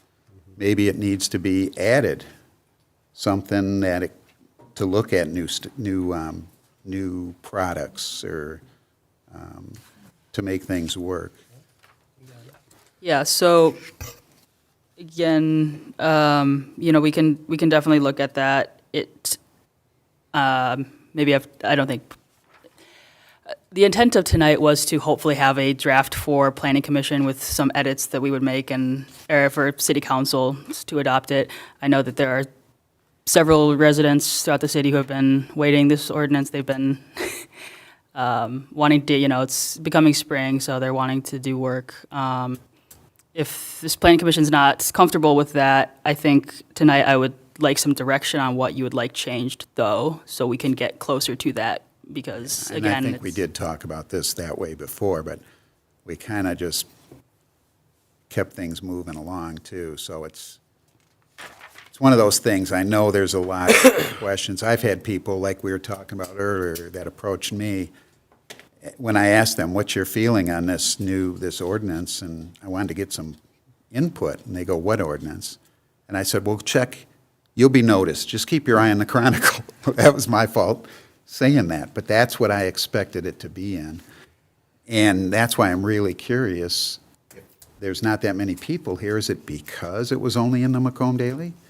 See, I think we need to publish it in the Chronicle, because this isn't one address. This is all the population. They should all be made aware of it. And the thing I know, when I get the Chronicle, I sit down, it comes on a Wednesday, and then usually by the weekend, I'm going through that whole thing, because it's only 16 pages long. And you read everything, and you see stuff like that, and it would bring it to the attention of all the people. We shouldn't be changing an ordinance without the public involvement. This, I think, didn't give the public a chance to be involved. It's different, like for the business that was here. But there's no 300-foot notices go out for something like this. This is an ordinance change. And then to change it back or to change something that we find afterwards, it's another expense. And we got to take care of it with you, and the planning being changed. And Well, we are going through a zoning update currently, so. But it's not, I'm going to concentrate on this thing, and I don't know, does anybody agree with me? I mean, I just have some comments. okay, let's go before I get the public in then. Okay. So I'm asking you, Mr. Chair, is it your opinion that the proposed draft ordinance creates more variances? Is that your opinion? That's what I thought I heard you say. I think so, personally. Okay. But it depends which direction it goes in. I know what Lauren's saying is more because nobody really enforced it, I think, over time, and looked at it. It's a tough one because we don't have an ordinance guy going around looking for, they have an ordinance guy here, but he's not looking at stuff like this. These are issues that he'd have to get out and measure all the concrete that's in the yard. He'd have to start figuring percentages. We've never done anything like that before. So it'd be. We only did it before when we had the previous ordinance that was out with our previous planners, and went for a public hearing but never got adopted, was because of issues with water, of course, which is generating this still. But we had a house that had a pool, an in-ground pool, and the rest of their yard they concreted. Well, was that fair to the neighbors? Because where's that water going? In the backyard. It was surrounded by properties, and I think you know the house.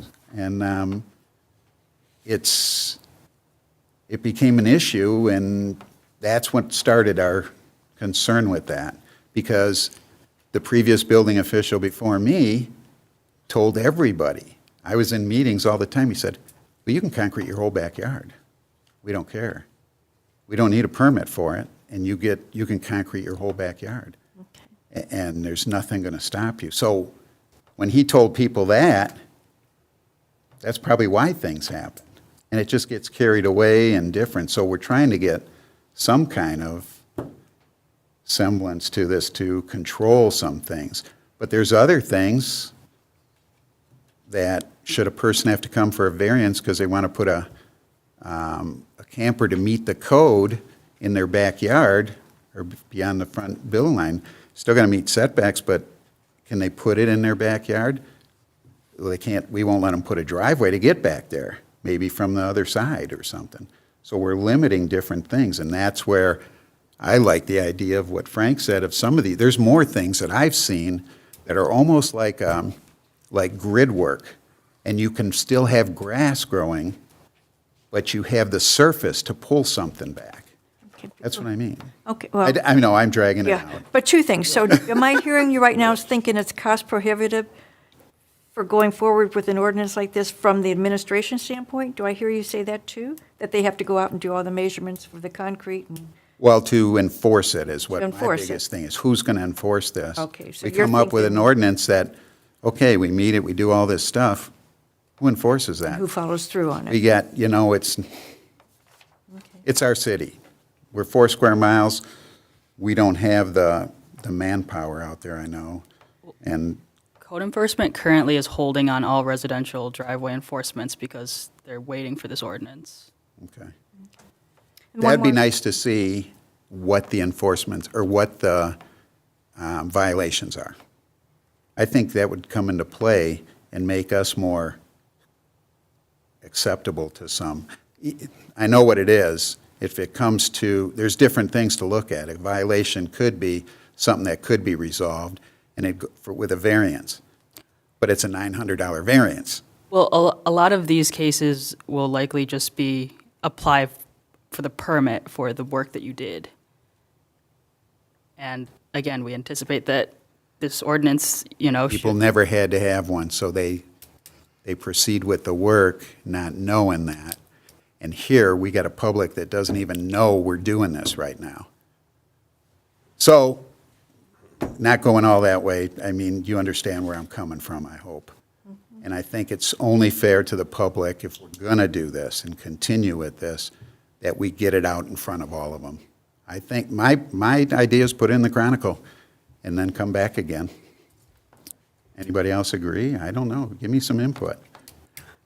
I am. Now I have two comments. I agree with you, putting at least zoning ordinance text amendments in the Chronicle, as well as Macomb County, if we can, if we can afford the expense. But Chronicle, so it reaches everybody, that you don't have to subscribe to the Macomb Daily to find out what's happening in our city.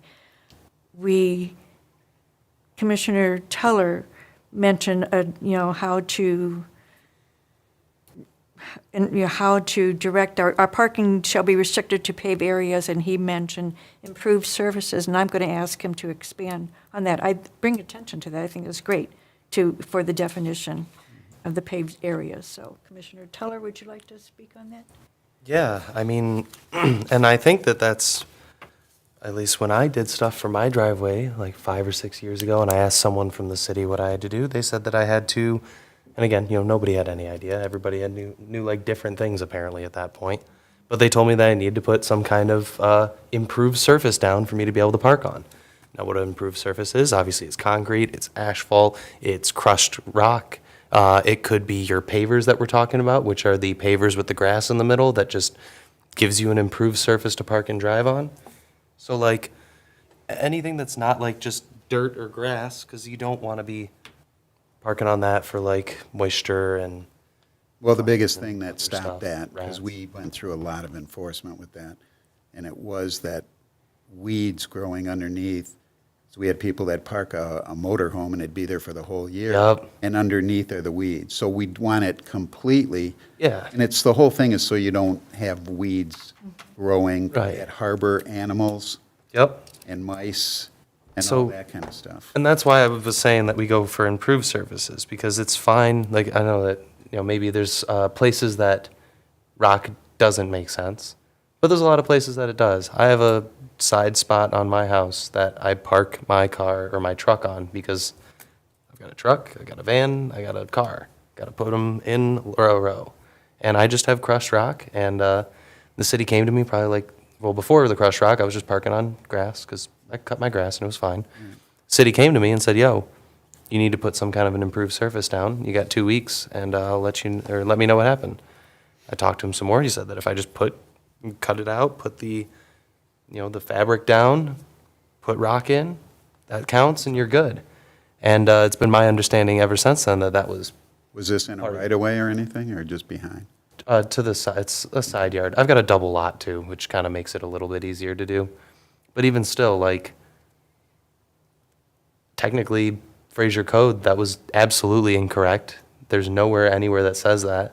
But that is absolutely what I was told by the city 5 years ago. And do I see anything wrong with it? No. It's a solid spot and it's improved and, we're not all millionaires that can afford concrete. Stuff's expensive. You bring up another thing that kind of gets me thinking and about people on these main streets. I'm on a main street. And I am not allowed. Horseshoes, man. There's a state law that says I cannot back out onto a main street. They can ticket me. I don't doubt it. Well, how in the heck do I get out? If you got one driveway and you can't have a turnaround in the right-of-way or anything. So this is what gets me personally on this whole issue. Things are working, and here we are creating more problems, I think. And here, I've had this thing for a long time, and they're going to make me try to do something with mine. I'm just letting you know, but I'm not the only one. There's a ton of people that have to get out of their driveway on 13 Mile, on Masonic. Masonic especially. On Garfield, and right now, with the construction, it's even worse. But I cannot back out of my driveway. They will not let me. Now, how do I turn around? You can get one of them lifts. Oh, a circular driveway, maybe. Spin it. Well, I can't have a circular driveway. Oh, yeah. You See could what I spend mean? $100,000 on a thing See that where I'm takes your getting car at? up and That's turns This it is- around. I'm this is taking it not personal a now, done- but I know, This I is know. not like an adopted ordinance. I know, that's why we're talking though. And the only way to generate conversation, and maybe we can get direction, is this. So I want to hear the public. So, anybody else, anything else, so we can get to the public? I have a light on. He's had it. Oh, go ahead. I'm 20 sorry. minutes. I'm sorry. It was about the Quit other- pontificating. We have a city that's been here a long time. You're not going to write an ordinance that's going to fit everything. Okay? We got to, I'm with you. I don't think the proper notice was given. I would like to, after this, make a recommendation to August that he go out and check out why we don't do it there and why we shouldn't do it there. Because it's my understanding that that goes out to everybody in the city, and I'm with you. I want to see everybody in the city have a say. We want to be as transparent as we can. That's the word I was thinking, yeah. All right? So, I'm not ready to vote on this tonight. Okay, let's hear the public first, Okay. okay? You want to come up and, anything to say? Open public hearing at 8:49.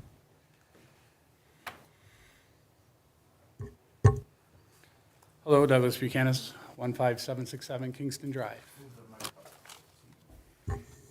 Minutes. So 5 months ago, I came in here trying to figure out why I can't get a permit to expand my driveway like my next door neighbor. Because I have 3 vehicles and a Harley. And I've learned that I can't park over the sidewalk. So during that time, between now and here, I've had siding on my house redone. And in my garage, I did a poly floor. So during all this, we had a lot of snow. So now I'm using my neighbor's expanded driveway to park my truck in, where I can't even get one. So I wanted to thank someone I talked to with the city that I could have got a ticket for parking over the sidewalk, you know? So that was kind of like good for me to learn. But anyway, last council meeting, I think a couple weeks ago, they actually brought this up. What's the holdup? I'm like, I'm watching on TV going, I don't know.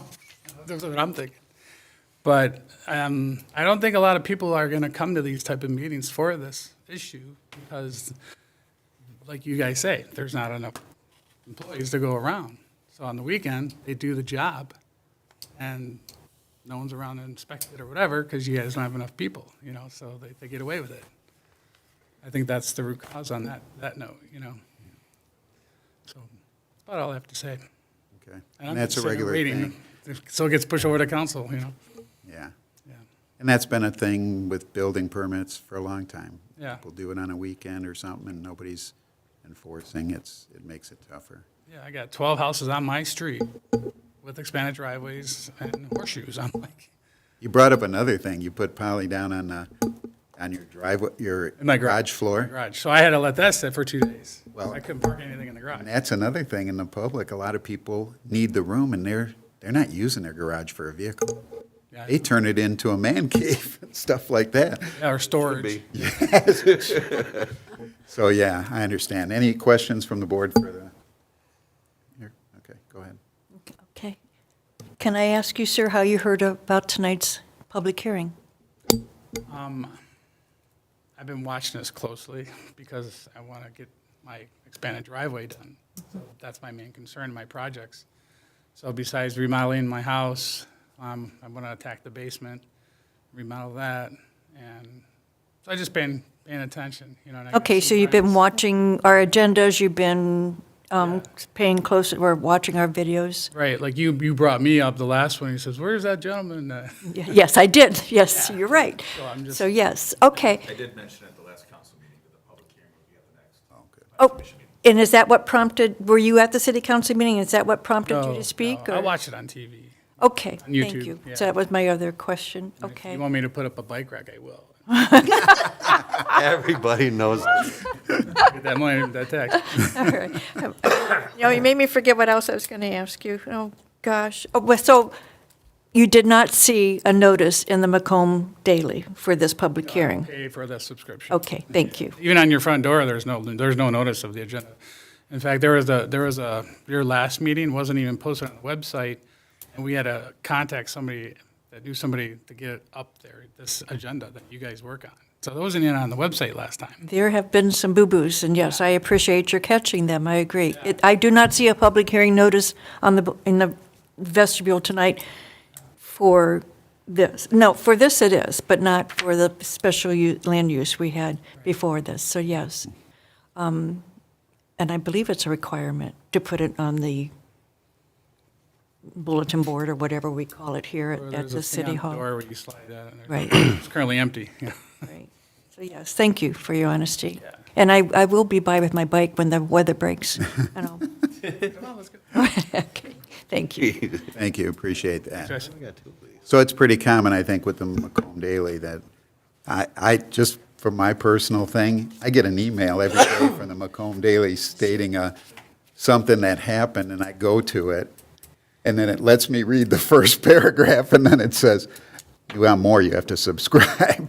Very So- true. I've done that many times. So I'm sure, Home Daily was still around. I know, it's subscription in Fraser's got to be almost null, I would think. There's probably a few.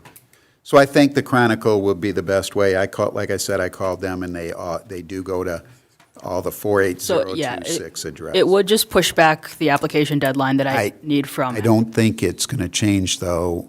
It doesn't change with the Macomb Daily, because they still will let you put it in, let's say the Friday before the publishing date, which you still got to maintain the 15 days.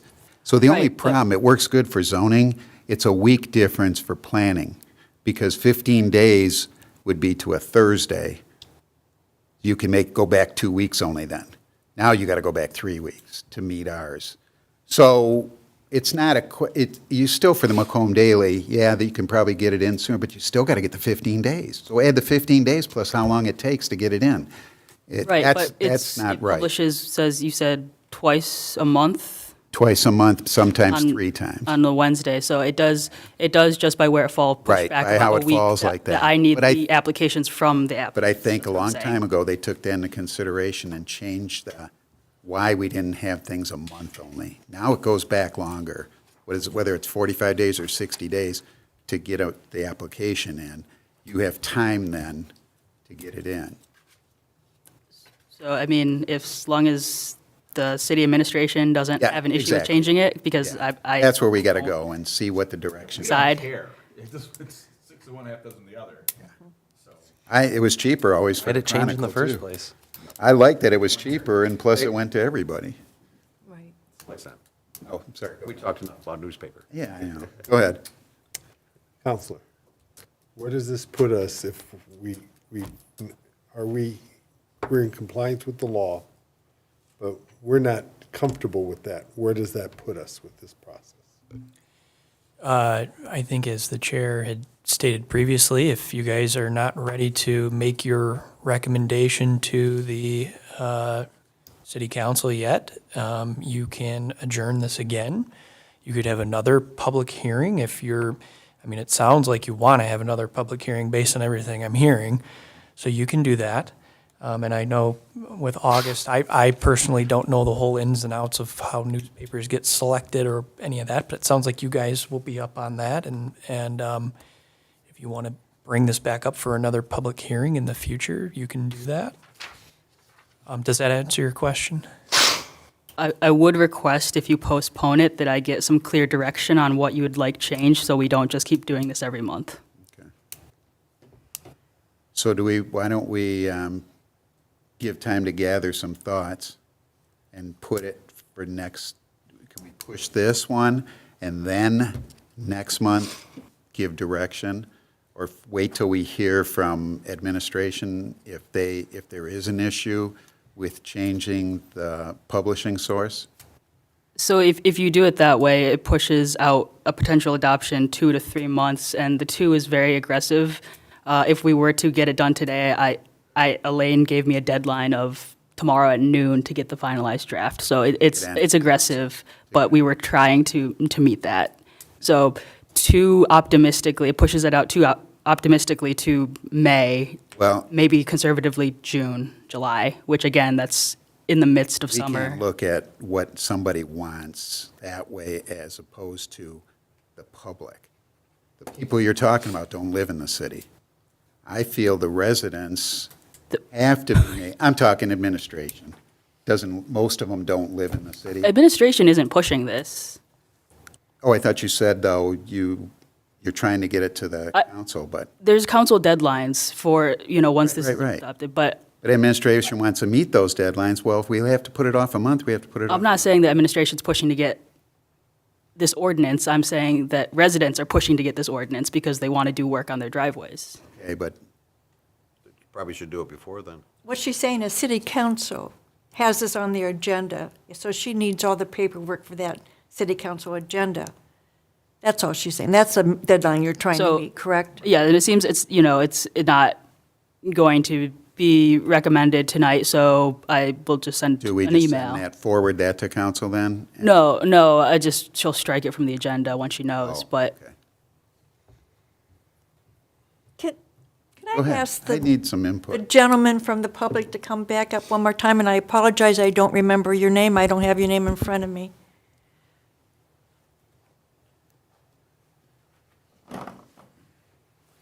So Douglas Buchanan. Thank you very much. So this draft text amendment, which you obviously have read, or I am assuming you've read, does this help your individual situation?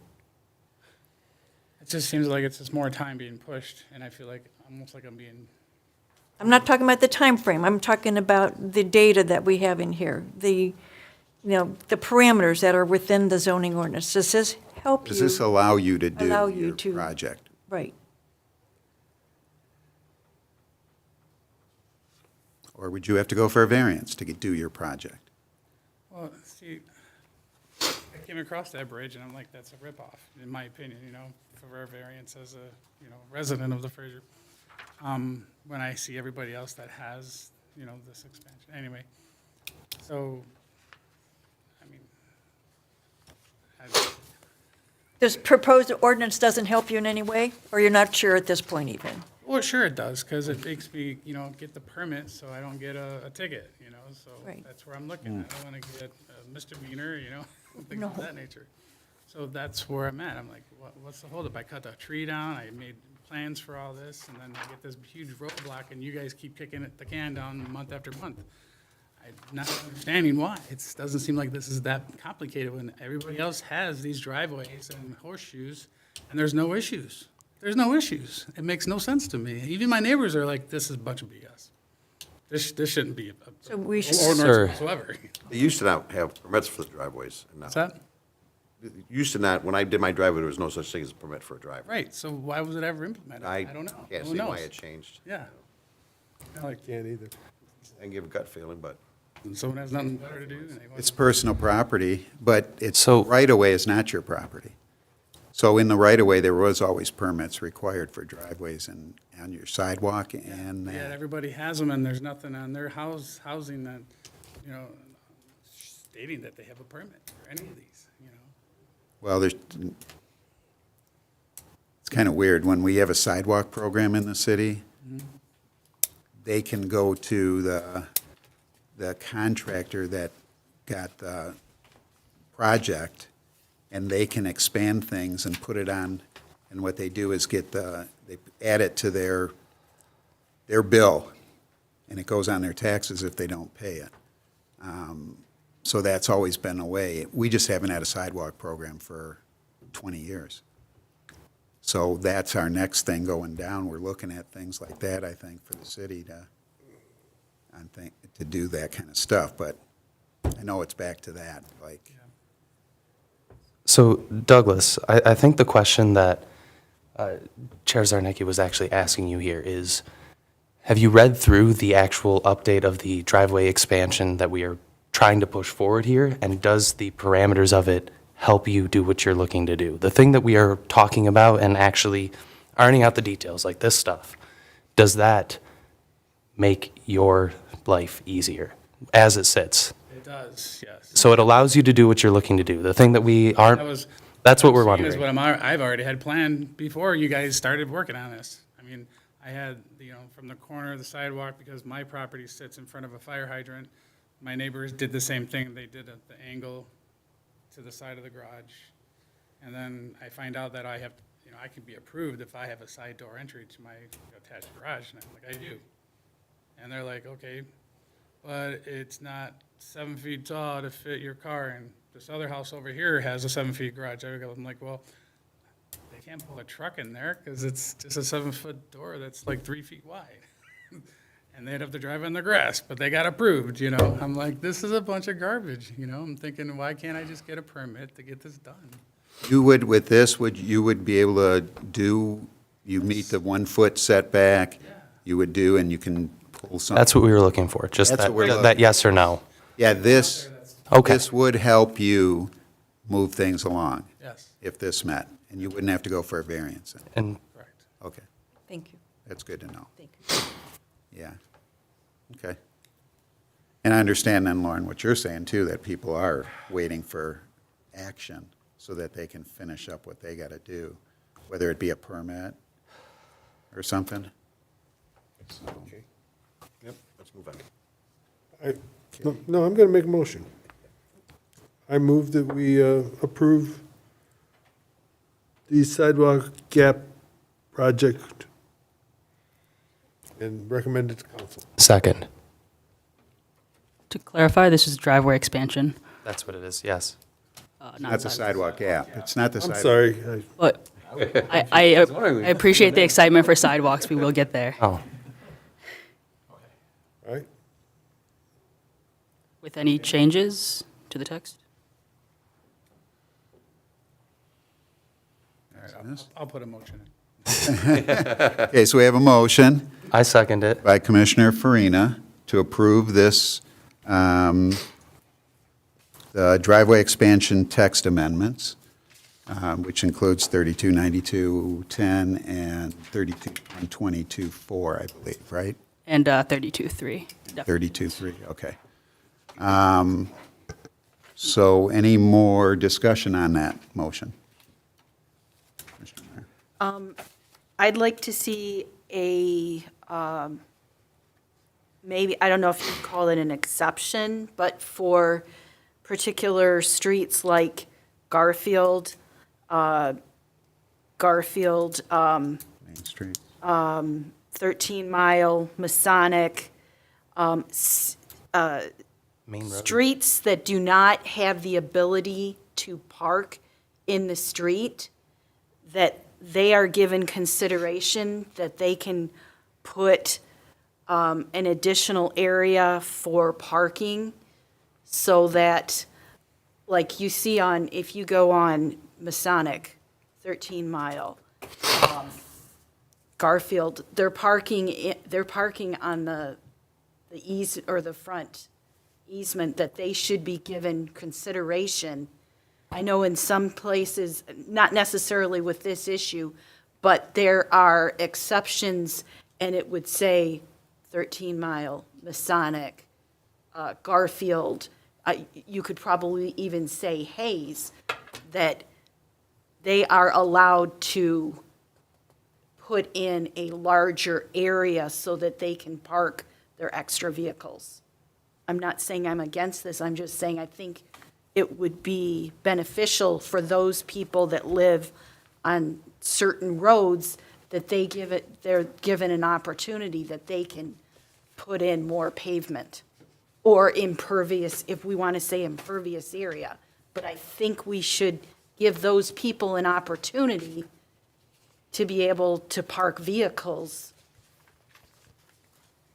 For clarification's sake, are you wanting there to be an exception for for horseshoe drives or a turnaround, or you're wanting to be an exception for impervious surface maximums? But both, if the property is large enough to handle, to handle a horseshoe, I think that's a good, maybe we have two. If the property is wide enough that you could use a horseshoe, but maybe we say just within those certain streets. So I think you could have two, actually, one for the horseshoe and then one for, certain streets that you're unable to park in the street. The only thing is if you're selecting certain streets, we might be forgetting something, like 14 Mile or another main street, Utica. There's probably a lot of different. Well, main roads. Main roads. They'd Or- have to. Specify roads that don't allow street parking. That's, yes, That's what I have written down. yes, and That's maybe that's as simple as it is. That's the best. Right, because like in a subdivision, in most, I would say most subdivisions, you're able to park on the street. Well, with the exception of parking in front of a, I see my area is Fruhoff, so when someone has a large gathering, you have one lane, man, and it's packed with cars down that street, no sidewalks. right. Yeah, that's most of the houses in that whole subdivision, Erin, Kingston, all of those. It's just kind of the way it goes. What do you do when you Don't have a party every day. when you got subdivision streets that don't allow parking in the street during snow times? Tired of, That's a Counselor, I'm tired of putting my light on you. now. Yeah. Oh, I'm sorry.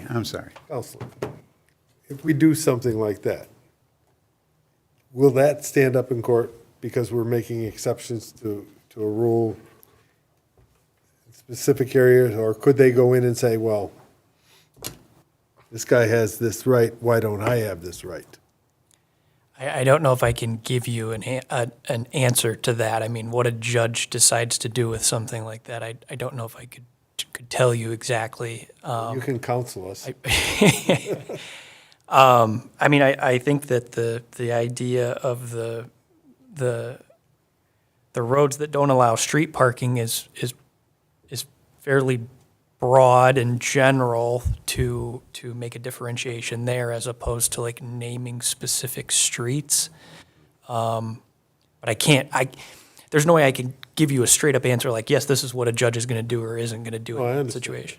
But I think, if you're looking at it from the perspective of like someone comes with a complaint about, I'm being discriminated against because I live on X street versus Y street, going with the more general type of, you either allow parking on the street or don't allow parking on the street, rather than saying Hayes or whichever street. Okay. You might have a easier time defending that, if that makes sense. Well, Well, I don't depend on you do, so. No, right. Commissioner Farina, I have seen ordinances that specify specific streets, such as MDOT-controlled roads, and they'll name the roads, and they'll have separate provisions for those streets in terms of access. I think we have that in some of our ordinances for some different. We differentiate by the type of road classification in our ordinance currently. Okay, can we, can I modify my thing to include Absolutely. roads? Can I just get one more clarification on that?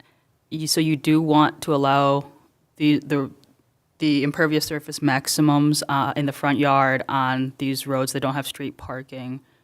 You want that to be I'm just waived? Putting it out there. That's what I think, but. It has to be, because what are they gonna do? People on 13 Mile Road, Yeah. you know, if they say they can't do it, they're all gonna sell their houses. Where are they gonna park? Just again, to clarify, so you would be okay if people If are there's paving their not entire parking, front we have to yards? Let them park someplace, or they can't live here. Yeah, it's just the one Impervious. right off the main road. Well, but that's what would, I waiving that know, that's why impervious. it's so confusing with this whole thing. If it It's wasn't a because house. of now, we're not saying you can't create a pervious surface. So we're not, that's what I'm saying, though. You could, if you did create one, are they gonna, is that gonna be a violation? What else we gotta do? I know. Yeah, I don't see what the know. problem is. There's- I personally still Passing this think, thing is not gonna do anything but cause problems. I personally still think we need to get the public notice the right way Well, I think so too.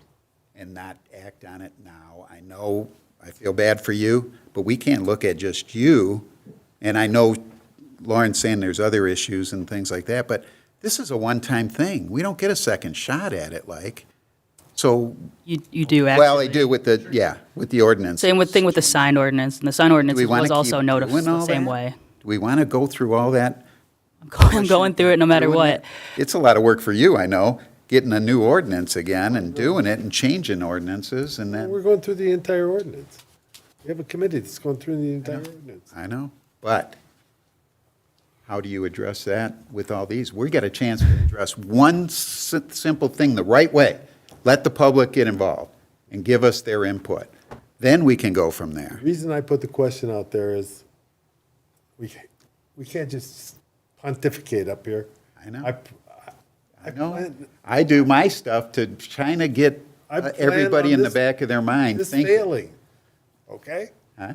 I plan on this motion failing, all right? But we got to move forward. I have to go to the bathroom. All right? I agree. See, all you gotta do is we could take a break if you want to. Is there anything, sorry, is there anything This is- that allows people like me that wants to do it the right way, that to get a temporary permit, so I don't get a ticket? I mean, come on, I got 12 houses on my street that gets away with it, like, who cares? But I get cared for, you know, it doesn't make sense to me. Why can't I then get? I'm trying to see why the present ordinance doesn't allow what you want to do. The present ordinance says, oh, well, you can have it if you go back to a structure, or if you put something over it.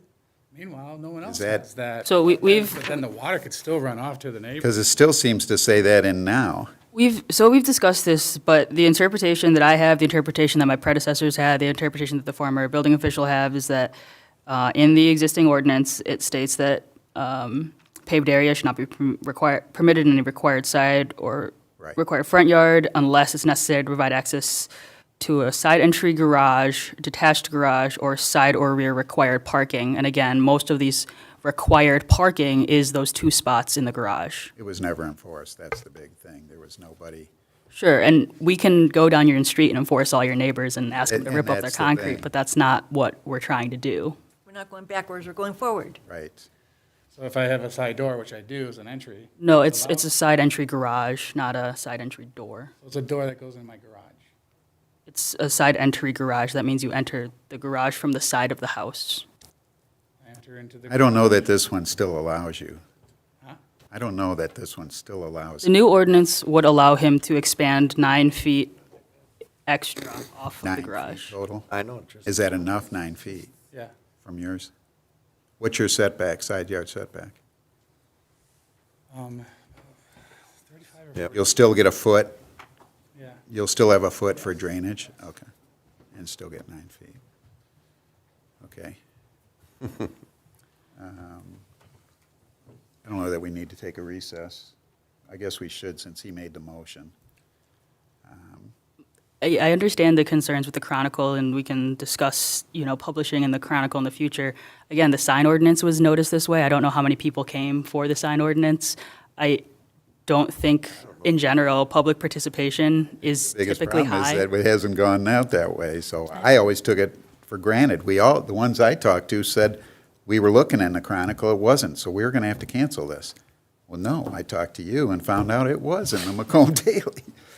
So, I didn't even know. which Again, it's- surprised the heck out of me because of all the years, even with McKenna as the planner, we still did it in the Chronicle, and then all of a sudden, somebody made a decision to go to the Macomb Daily, maybe because, like you said, a time thing or something.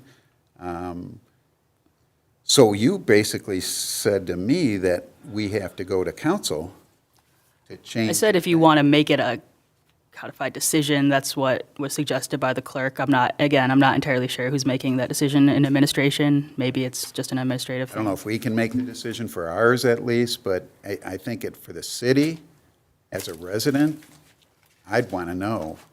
And I know I look at the Chronicle. Yeah, I looked there, and the only thing in there was an assessing one. We had there was a notice in this past one for assessing. I I just, think everybody would run into this building if you told them they had to remove their expanded driveway. You want a meeting? Do that. There'll be a line out the door. I know, I know what's going on in Facebook already with this thing. It's been going on Facebook a couple weeks ago. It was just ripping us up on Not that driveways. page, Yeah. Driveways and private fences, they were just tearing us up. Yeah. And administration is, pushing this, and like I said, I'm a resident. I would have wanted to see it so I knew about it. Only reason we knew is because we're on the board. But I'm not out there, I'm not going to go around door to door telling people about this thing. I think at least it's fair if we gave it to them in the Chronicle, and if they don't show up then, oh well. They can't say anything later. Right now, they're going to say something. We didn't get noticed. Oh, we did the Macomb Daily thing. To me, that's awful because nobody reads it. Circulation is awful in the Macomb Daily. And it's not like it used to be, and it gets worse and worse every year. So I got to look, that's what I'm looking at it like, and that's why I won't support this. Only because of that. It's not fair to the public. And I'm here for the public. That's all I got to say, because you think I talk too much anyway. It's right to call the, So, is our motion, okay, so I'm going to call, we have a motion on, open to approve this as is? Well, with the exception for the major roads with no street parking. Is that the wording? Okay, That's the way that was given. okay. oh, is that the exception? Can I add one more exception possibly then? Discussion? I'm going to ask that we change the sentence, parking shall be restricted to paved areas, change it to parking shall be restricted to improved surfaces. That's my comment. Okay. You want to add that to your motion? That's fine. Do we have support with that same motion? Second. Okay. Take a roll call. You're all set. Thanks. Commissioner Barr, Yes? Commissioner Zarnecki, No? Commissioner Farina, No. Commissioner Kyle, No. Commissioner Meyer, No. Commissioner Tuller, Yes. Commissioner Warren. No. Fails. What's our next step?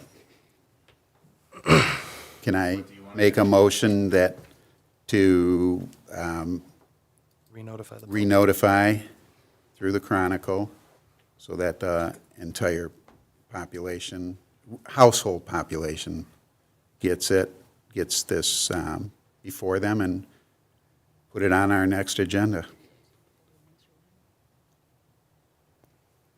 Is that acceptable to administration? And I don't care. you don't care? You guys are making a motion. Yeah, And we can add the two items to change if we're going to notice it with that. Is that, I want to do this right, and I don't want to we've been working with this. Is it something we should change maybe next time and add these motions, or I don't want to well add do them it in now. wrong. I want to do it the right way. Well, it wasn't done the wrong way, just so you know. No, it wasn't. It wasn't. I want to do the right way of, I'm talking about, should we add these two items? It's not about the noticing. I told you that right away. I said they did it the proper way by going to the Macomb Daily is all that the state requires. We will add the things that Planning Commission talked about, and I'm hoping that this is what, adding these things is what gets it a recommendation to City Council, because that's what I'm looking for, so that we can move it along. If that isn't I want the what we public. get- I can't speak for them. So I think that's I'm what. not asking you to, I'm asking if you were reviewing this, adding those two things would make this amenable to Planning Commission. You want to take a show of hands? Just Are assuming. you looking for like, I promise, or pretty please? I don't know what you're looking for here. Anyone who's, Andy, move wants it. anything else added to speak up. Move it? Okay, we can make that motion. I'll make that motion to include the two items we just discussed and add that to it and make the same thing out as long as it gets forwarded through the Chronicle to the public. Do we have enough time? I have to look when the Chronicle publishes. I'm not familiar with. They publish, the next one will be next Wednesday, and you could Get it out by Friday. and get it out by Friday this week. And that gives it time. That gives it 3. Yeah. 'Cause then you'd be 1, 2, 3. You'd be at least 3 weeks for the next one, so that's good. Do you want to add to your motion that you want to adjourn this to the next hearing then as well? And adjourn our, adjourn this public hearing to our next agenda, next meeting. To have a public hearing at the next meeting? Yeah, because we have to have the meeting. If you, Right. if you notice for it, we have to have a meeting if there's no other items even. Technically. Second. Okay, roll call? Commissioner Barr, Yes. Commissioner Zarnecki, Yes. Commissioner Farina, Yes. Commissioner Cobb, Yes. Commissioner Meyer, Yes. Commissioner Tuller, Yes. Chairman Warner. Yes. Motion passes, and we will be back next month for that item. All right, let's move on. Yeah. Now we have the sidewalk gap project discussion. Yeah, I'll turn it over to my colleague Oh, okay. who's going to be presenting that. Oh, I didn't know. I thought you were the public waiting to. Not an engaged citizen, unfortunately. And thank you all for your time tonight. I know it's a long agenda. This is going to be a fun one, and there's no decisions that have to be made, so it's going to be better.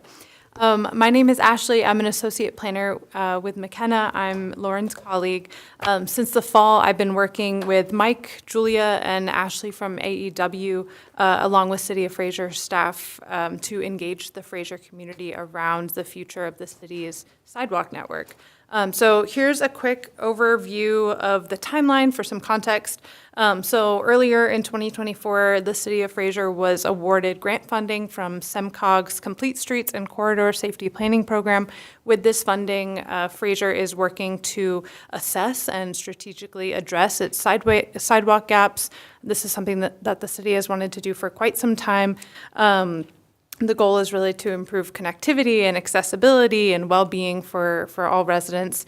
The city already had a good working knowledge of where the sidewalk gaps already were, and so the next job was to engage the public and hear from them in terms of what our priorities should be in terms of addressing some of those gaps. So since November up until just last month, I've been working with AEW to, organize some community listening sessions, try to start gathering from as many people as we can the ideas for where we should be channeling this funding and what some of those biggest needs are. And that's what I'm here to talk to you a little bit about today. And so to date, we've had these 4 different buckets of public participation, and in our opinion, it has allowed everyone to weigh in whether or not you can come to a meeting, whether or not you can come to City Hall. So the first one, we had an online hub, which documented, all of our memos around what the work that we were doing, and it also offered a public comment map. So we had a map of all of the sidewalk gaps in Fraser and allowed people to add in pinpoints onto that map digitally, add some comments saying, I think this gap should be prioritized, or I have some trouble walking here. And so that was just a virtual, asynchronous way for folks to get involved, and that got 62 comments. We sent out a digital sidewalk survey to get a sense from folks, again, the quality of their sidewalk network, why they use the sidewalk, and how often in the city, and where they might like to channel some of the resources. And that got 84 responses. We also tacked on to the Future of Fraser open house event with the zoning ordinance, and had a couple of boards there to try to gather any in-person input, and we had about 12 attendees. So after we had all of that public input, myself and the engineers from AEW, we gathered with the city manager and representatives from Public Works, the Recreation Commission, Public Safety, to talk through some of what we were hearing. And I want to walk you all through that, what we heard today, get a sense from you of what your priorities are. I can talk through, what we've ascertained from the public. And at this point, the goal is just to, hear what the PC's priorities are as we are in these kind of preliminary planning stages. So some key themes that we saw across all of this engagement. Fraser community members are largely using sidewalks for recreational and relaxational purposes. Folks really aren't using the sidewalks to walk to work or walk to errands. They enjoy having these connections to parks and green spaces where they can exercise. We found that Fraser's current sidewalk gaps are disproportionately affecting elderly residents, parents with young children, folks who have strollers or their kids are on, scooters or bikes, and residents who use wheelchairs. And finally, we saw a lot of folks, their priorities were centered around these high traffic corridors and also areas around schools, parks, and neighborhoods, especially within neighborhoods, within and across neighborhoods. Those were some of the priorities that emerged for sidewalk gap filling. And so we took these points down, and we studied all of the points that we had gotten from our public comment map and from all of these engagement events. And we were able to kind of mark down some of those priority areas. And shout out to your planner, Miss Sayre, because she was the one who did all of our mapping for this work. And so what you can see on this map here, it's a little bit small, but you also have it on a page in your packet, I believe, is anything in red is a sidewalk gap, and anywhere you see purple was where we started getting a lot of public comment. So a lot of folks were thinking that those were areas that they would like to see these resources channeled towards.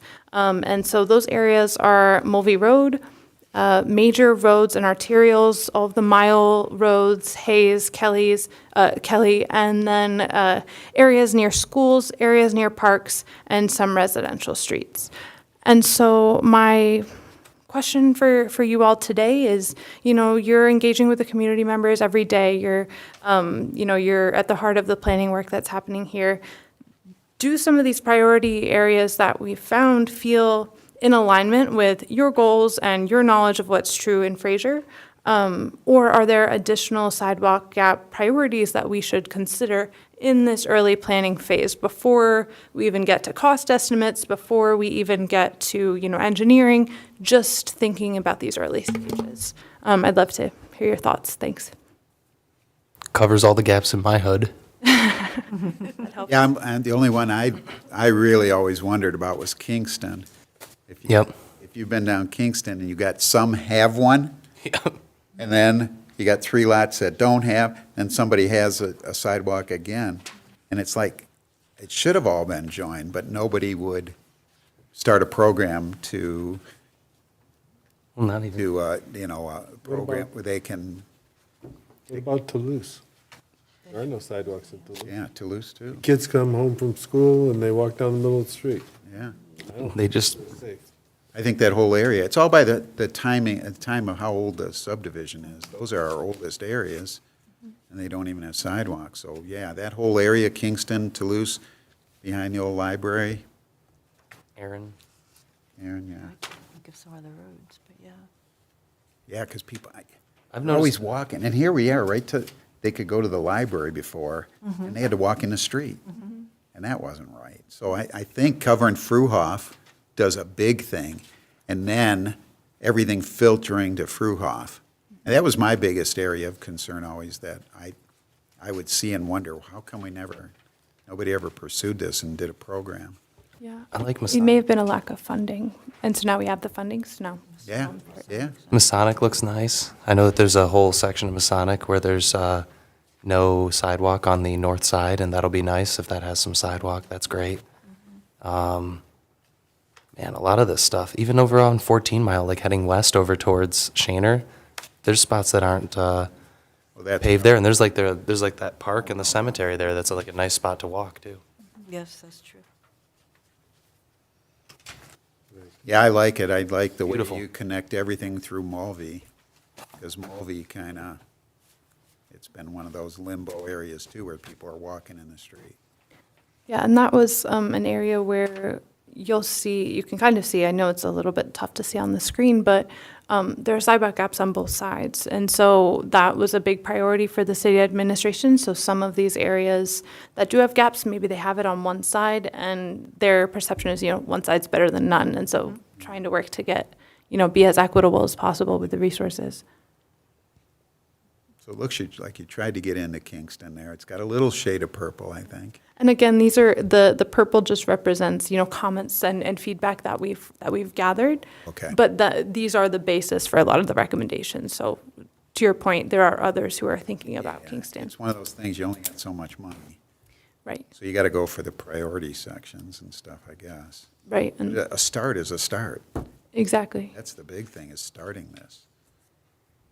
I'm all for it. Beautiful. Any other input? I have a question. I am definitely for it. I brought it to city council. Okay, that, it's dangerous, going Walking down in the Hayes. streets? I watched the guy almost get hit there. Oh, yeah. Please. Go ahead, Commissioner Zarnicki. Thank you, Mr. Chair. Thank you, Ashley. I have a question on page 2 of your report, Sure. your table. Yeah. And the one category says apartment complexes and neighborhoods. The fourth bullet, neighborhoods, listed on page 14. Can you clarify what page 14 is, or the neighborhoods? Or? 14. I'm sorry, do you mean this one here? Yes. Yeah. Yes. Sorry, your numbers in your packet might be different than the number, I don't Oh, have. the okay. packet pic- Yeah, yeah, Okay, sorry. yeah. So I have the table that you see with like Mulvey Road, Hayes Road, Utica Road, those were the specific nodes that community members were calling out. If, for example, you couldn't do the entire stretch of Mulvey, these are the areas that we heard quite often that folks were hoping that resources could be channeled to. So again, no decisions have been made. This is just capturing the areas that were shared with us. Okay. If I could clarify, Chair Zarnicki, I think what happened is, so this actually put together a packet, and it was cut down from a larger report. Document. So I think that there was, we can transmit that after, if that's helpful. We just didn't want to overwhelm you with too much information. Thank you, Lauren, she's right. Just so you can Thank make you a quick correction on that page, at the bottom left, it's Ryandale Park instead of Hyandale. Not that it, You got it, yeah, I That's- took I'm it. just being just- Yeah, no, it's your city, that's what you can say those things. Good catch. Yes. all right. So do we have to Sidewalks. do any recommendations or anything, or? No, this is just a discussion item. Okay.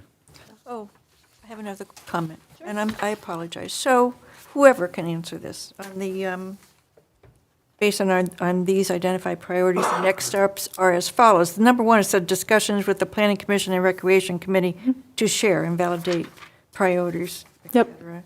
Are you thinking of a joint meeting with Planning Commission and Recreation, or I don't know Well, what your thought process was? Yeah. So right now, I'm at I'm at the Planning Commission meeting. I'm on the agenda for the Recreation Committee, Commission next week. And then our thought is that probably once we have a list of, priorities that are matched with cost estimates and engineering plans, then we could come back again. Perhaps it makes sense to do a joint meeting. Perhaps, maybe it makes sense again for me to stop by a meeting like this and have a discussion. But this won't be the last time, and we want to make it as collaborative as possible. Okay, thank you. Yeah. Okay, thanks. Do we have to meet the impervious surface ordinance on this? Nope, public right away, exempt. Okay, thank you very much. Yeah, Appreciate that. no problem. And this is just for your knowledge, what's coming up next. So again, I'm at the Recreation Commission, exactly the same as this, just hearing any additional feedback. I'm setting up discussions with business owners, Fraser schools, and the senior center to add in those priorities. And then April, May is when we'll, whittle that list down, start putting numbers and a timeline to it. And once we have that and a schedule, you'll see us again. So, Thank you. Appreciate it. Thank you for your patience on this long. Yeah, having to sit through this. I appreciate you all having me late at night. So I thank you. All right, so we'll move on. Public communications on non-agenda items. I don't see any public out there, so we can move on from that. Monthly report. I'll keep it pretty short because nothing's really new. There's a variance tomorrow for the site plan you saw for the driveway last month. So they're on the agenda for tomorrow's variance, and that's it. That's it, okay. And then I will note Sterling Heights just put out their final master plan. Their public comment period ends April 9th. It's on their website. They sent a letter to the Planning Commission to let them know. Okay. Thank you. Thank you for that, too. Thank Can you you for talking send about that that. back to Sterling Heights? Question? Lauren, Secretary Ken. Counselor. Hockey Land. I heard they got all their paperwork in. That is a Don Denault special. That is my understanding. That You are Don Denault here. I do have the name tag, so I apologize. Me personally have not been involved, but if you'd like, I can have Don send out an email on that. Yes. Thank you. It is my understanding that all the documents were submitted at the end of February. Oh, please encourage that we get some type of update. That would be nice for us. Thank you. Appreciate that. Zoning Board of Appeals liaison report. We had no meeting last month, We get tomorrow's. and we're going tomorrow. We went out to look at that, and I'm a little surprised. Actually, sorry, not to interrupt, but Don will be here tomorrow if you want to ask him in person about the Hockey Land issue. I don't know if he'll email, if I can get to him by tomorrow about an email. Sidebar thing. Yeah. I'll ask him to send an email one way or the other, but just FYI, he'll be there. I have a charity event I have to go to for my kid's school, so.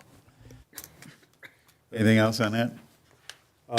The one tomorrow is going to be rough. It's going to be what? Rough. Rough? Oh.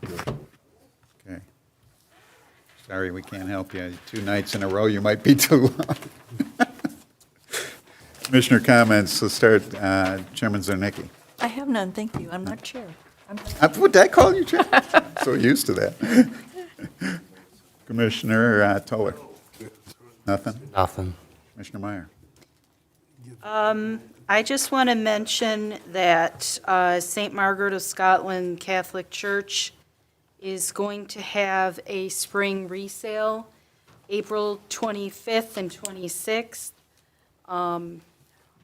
It's from 8 o'clock till 4 on Friday and 9 o'clock till 3 on Saturday. And the funds raised are used to help improvements on the church. Okay, anything else? Nope, that's it. Thank you. Commissioner Burr. I have nothing to say tonight. Okay, Commissioner Kyle. Nothing to say. Commissioner Farina. Yep. It is fish fry time.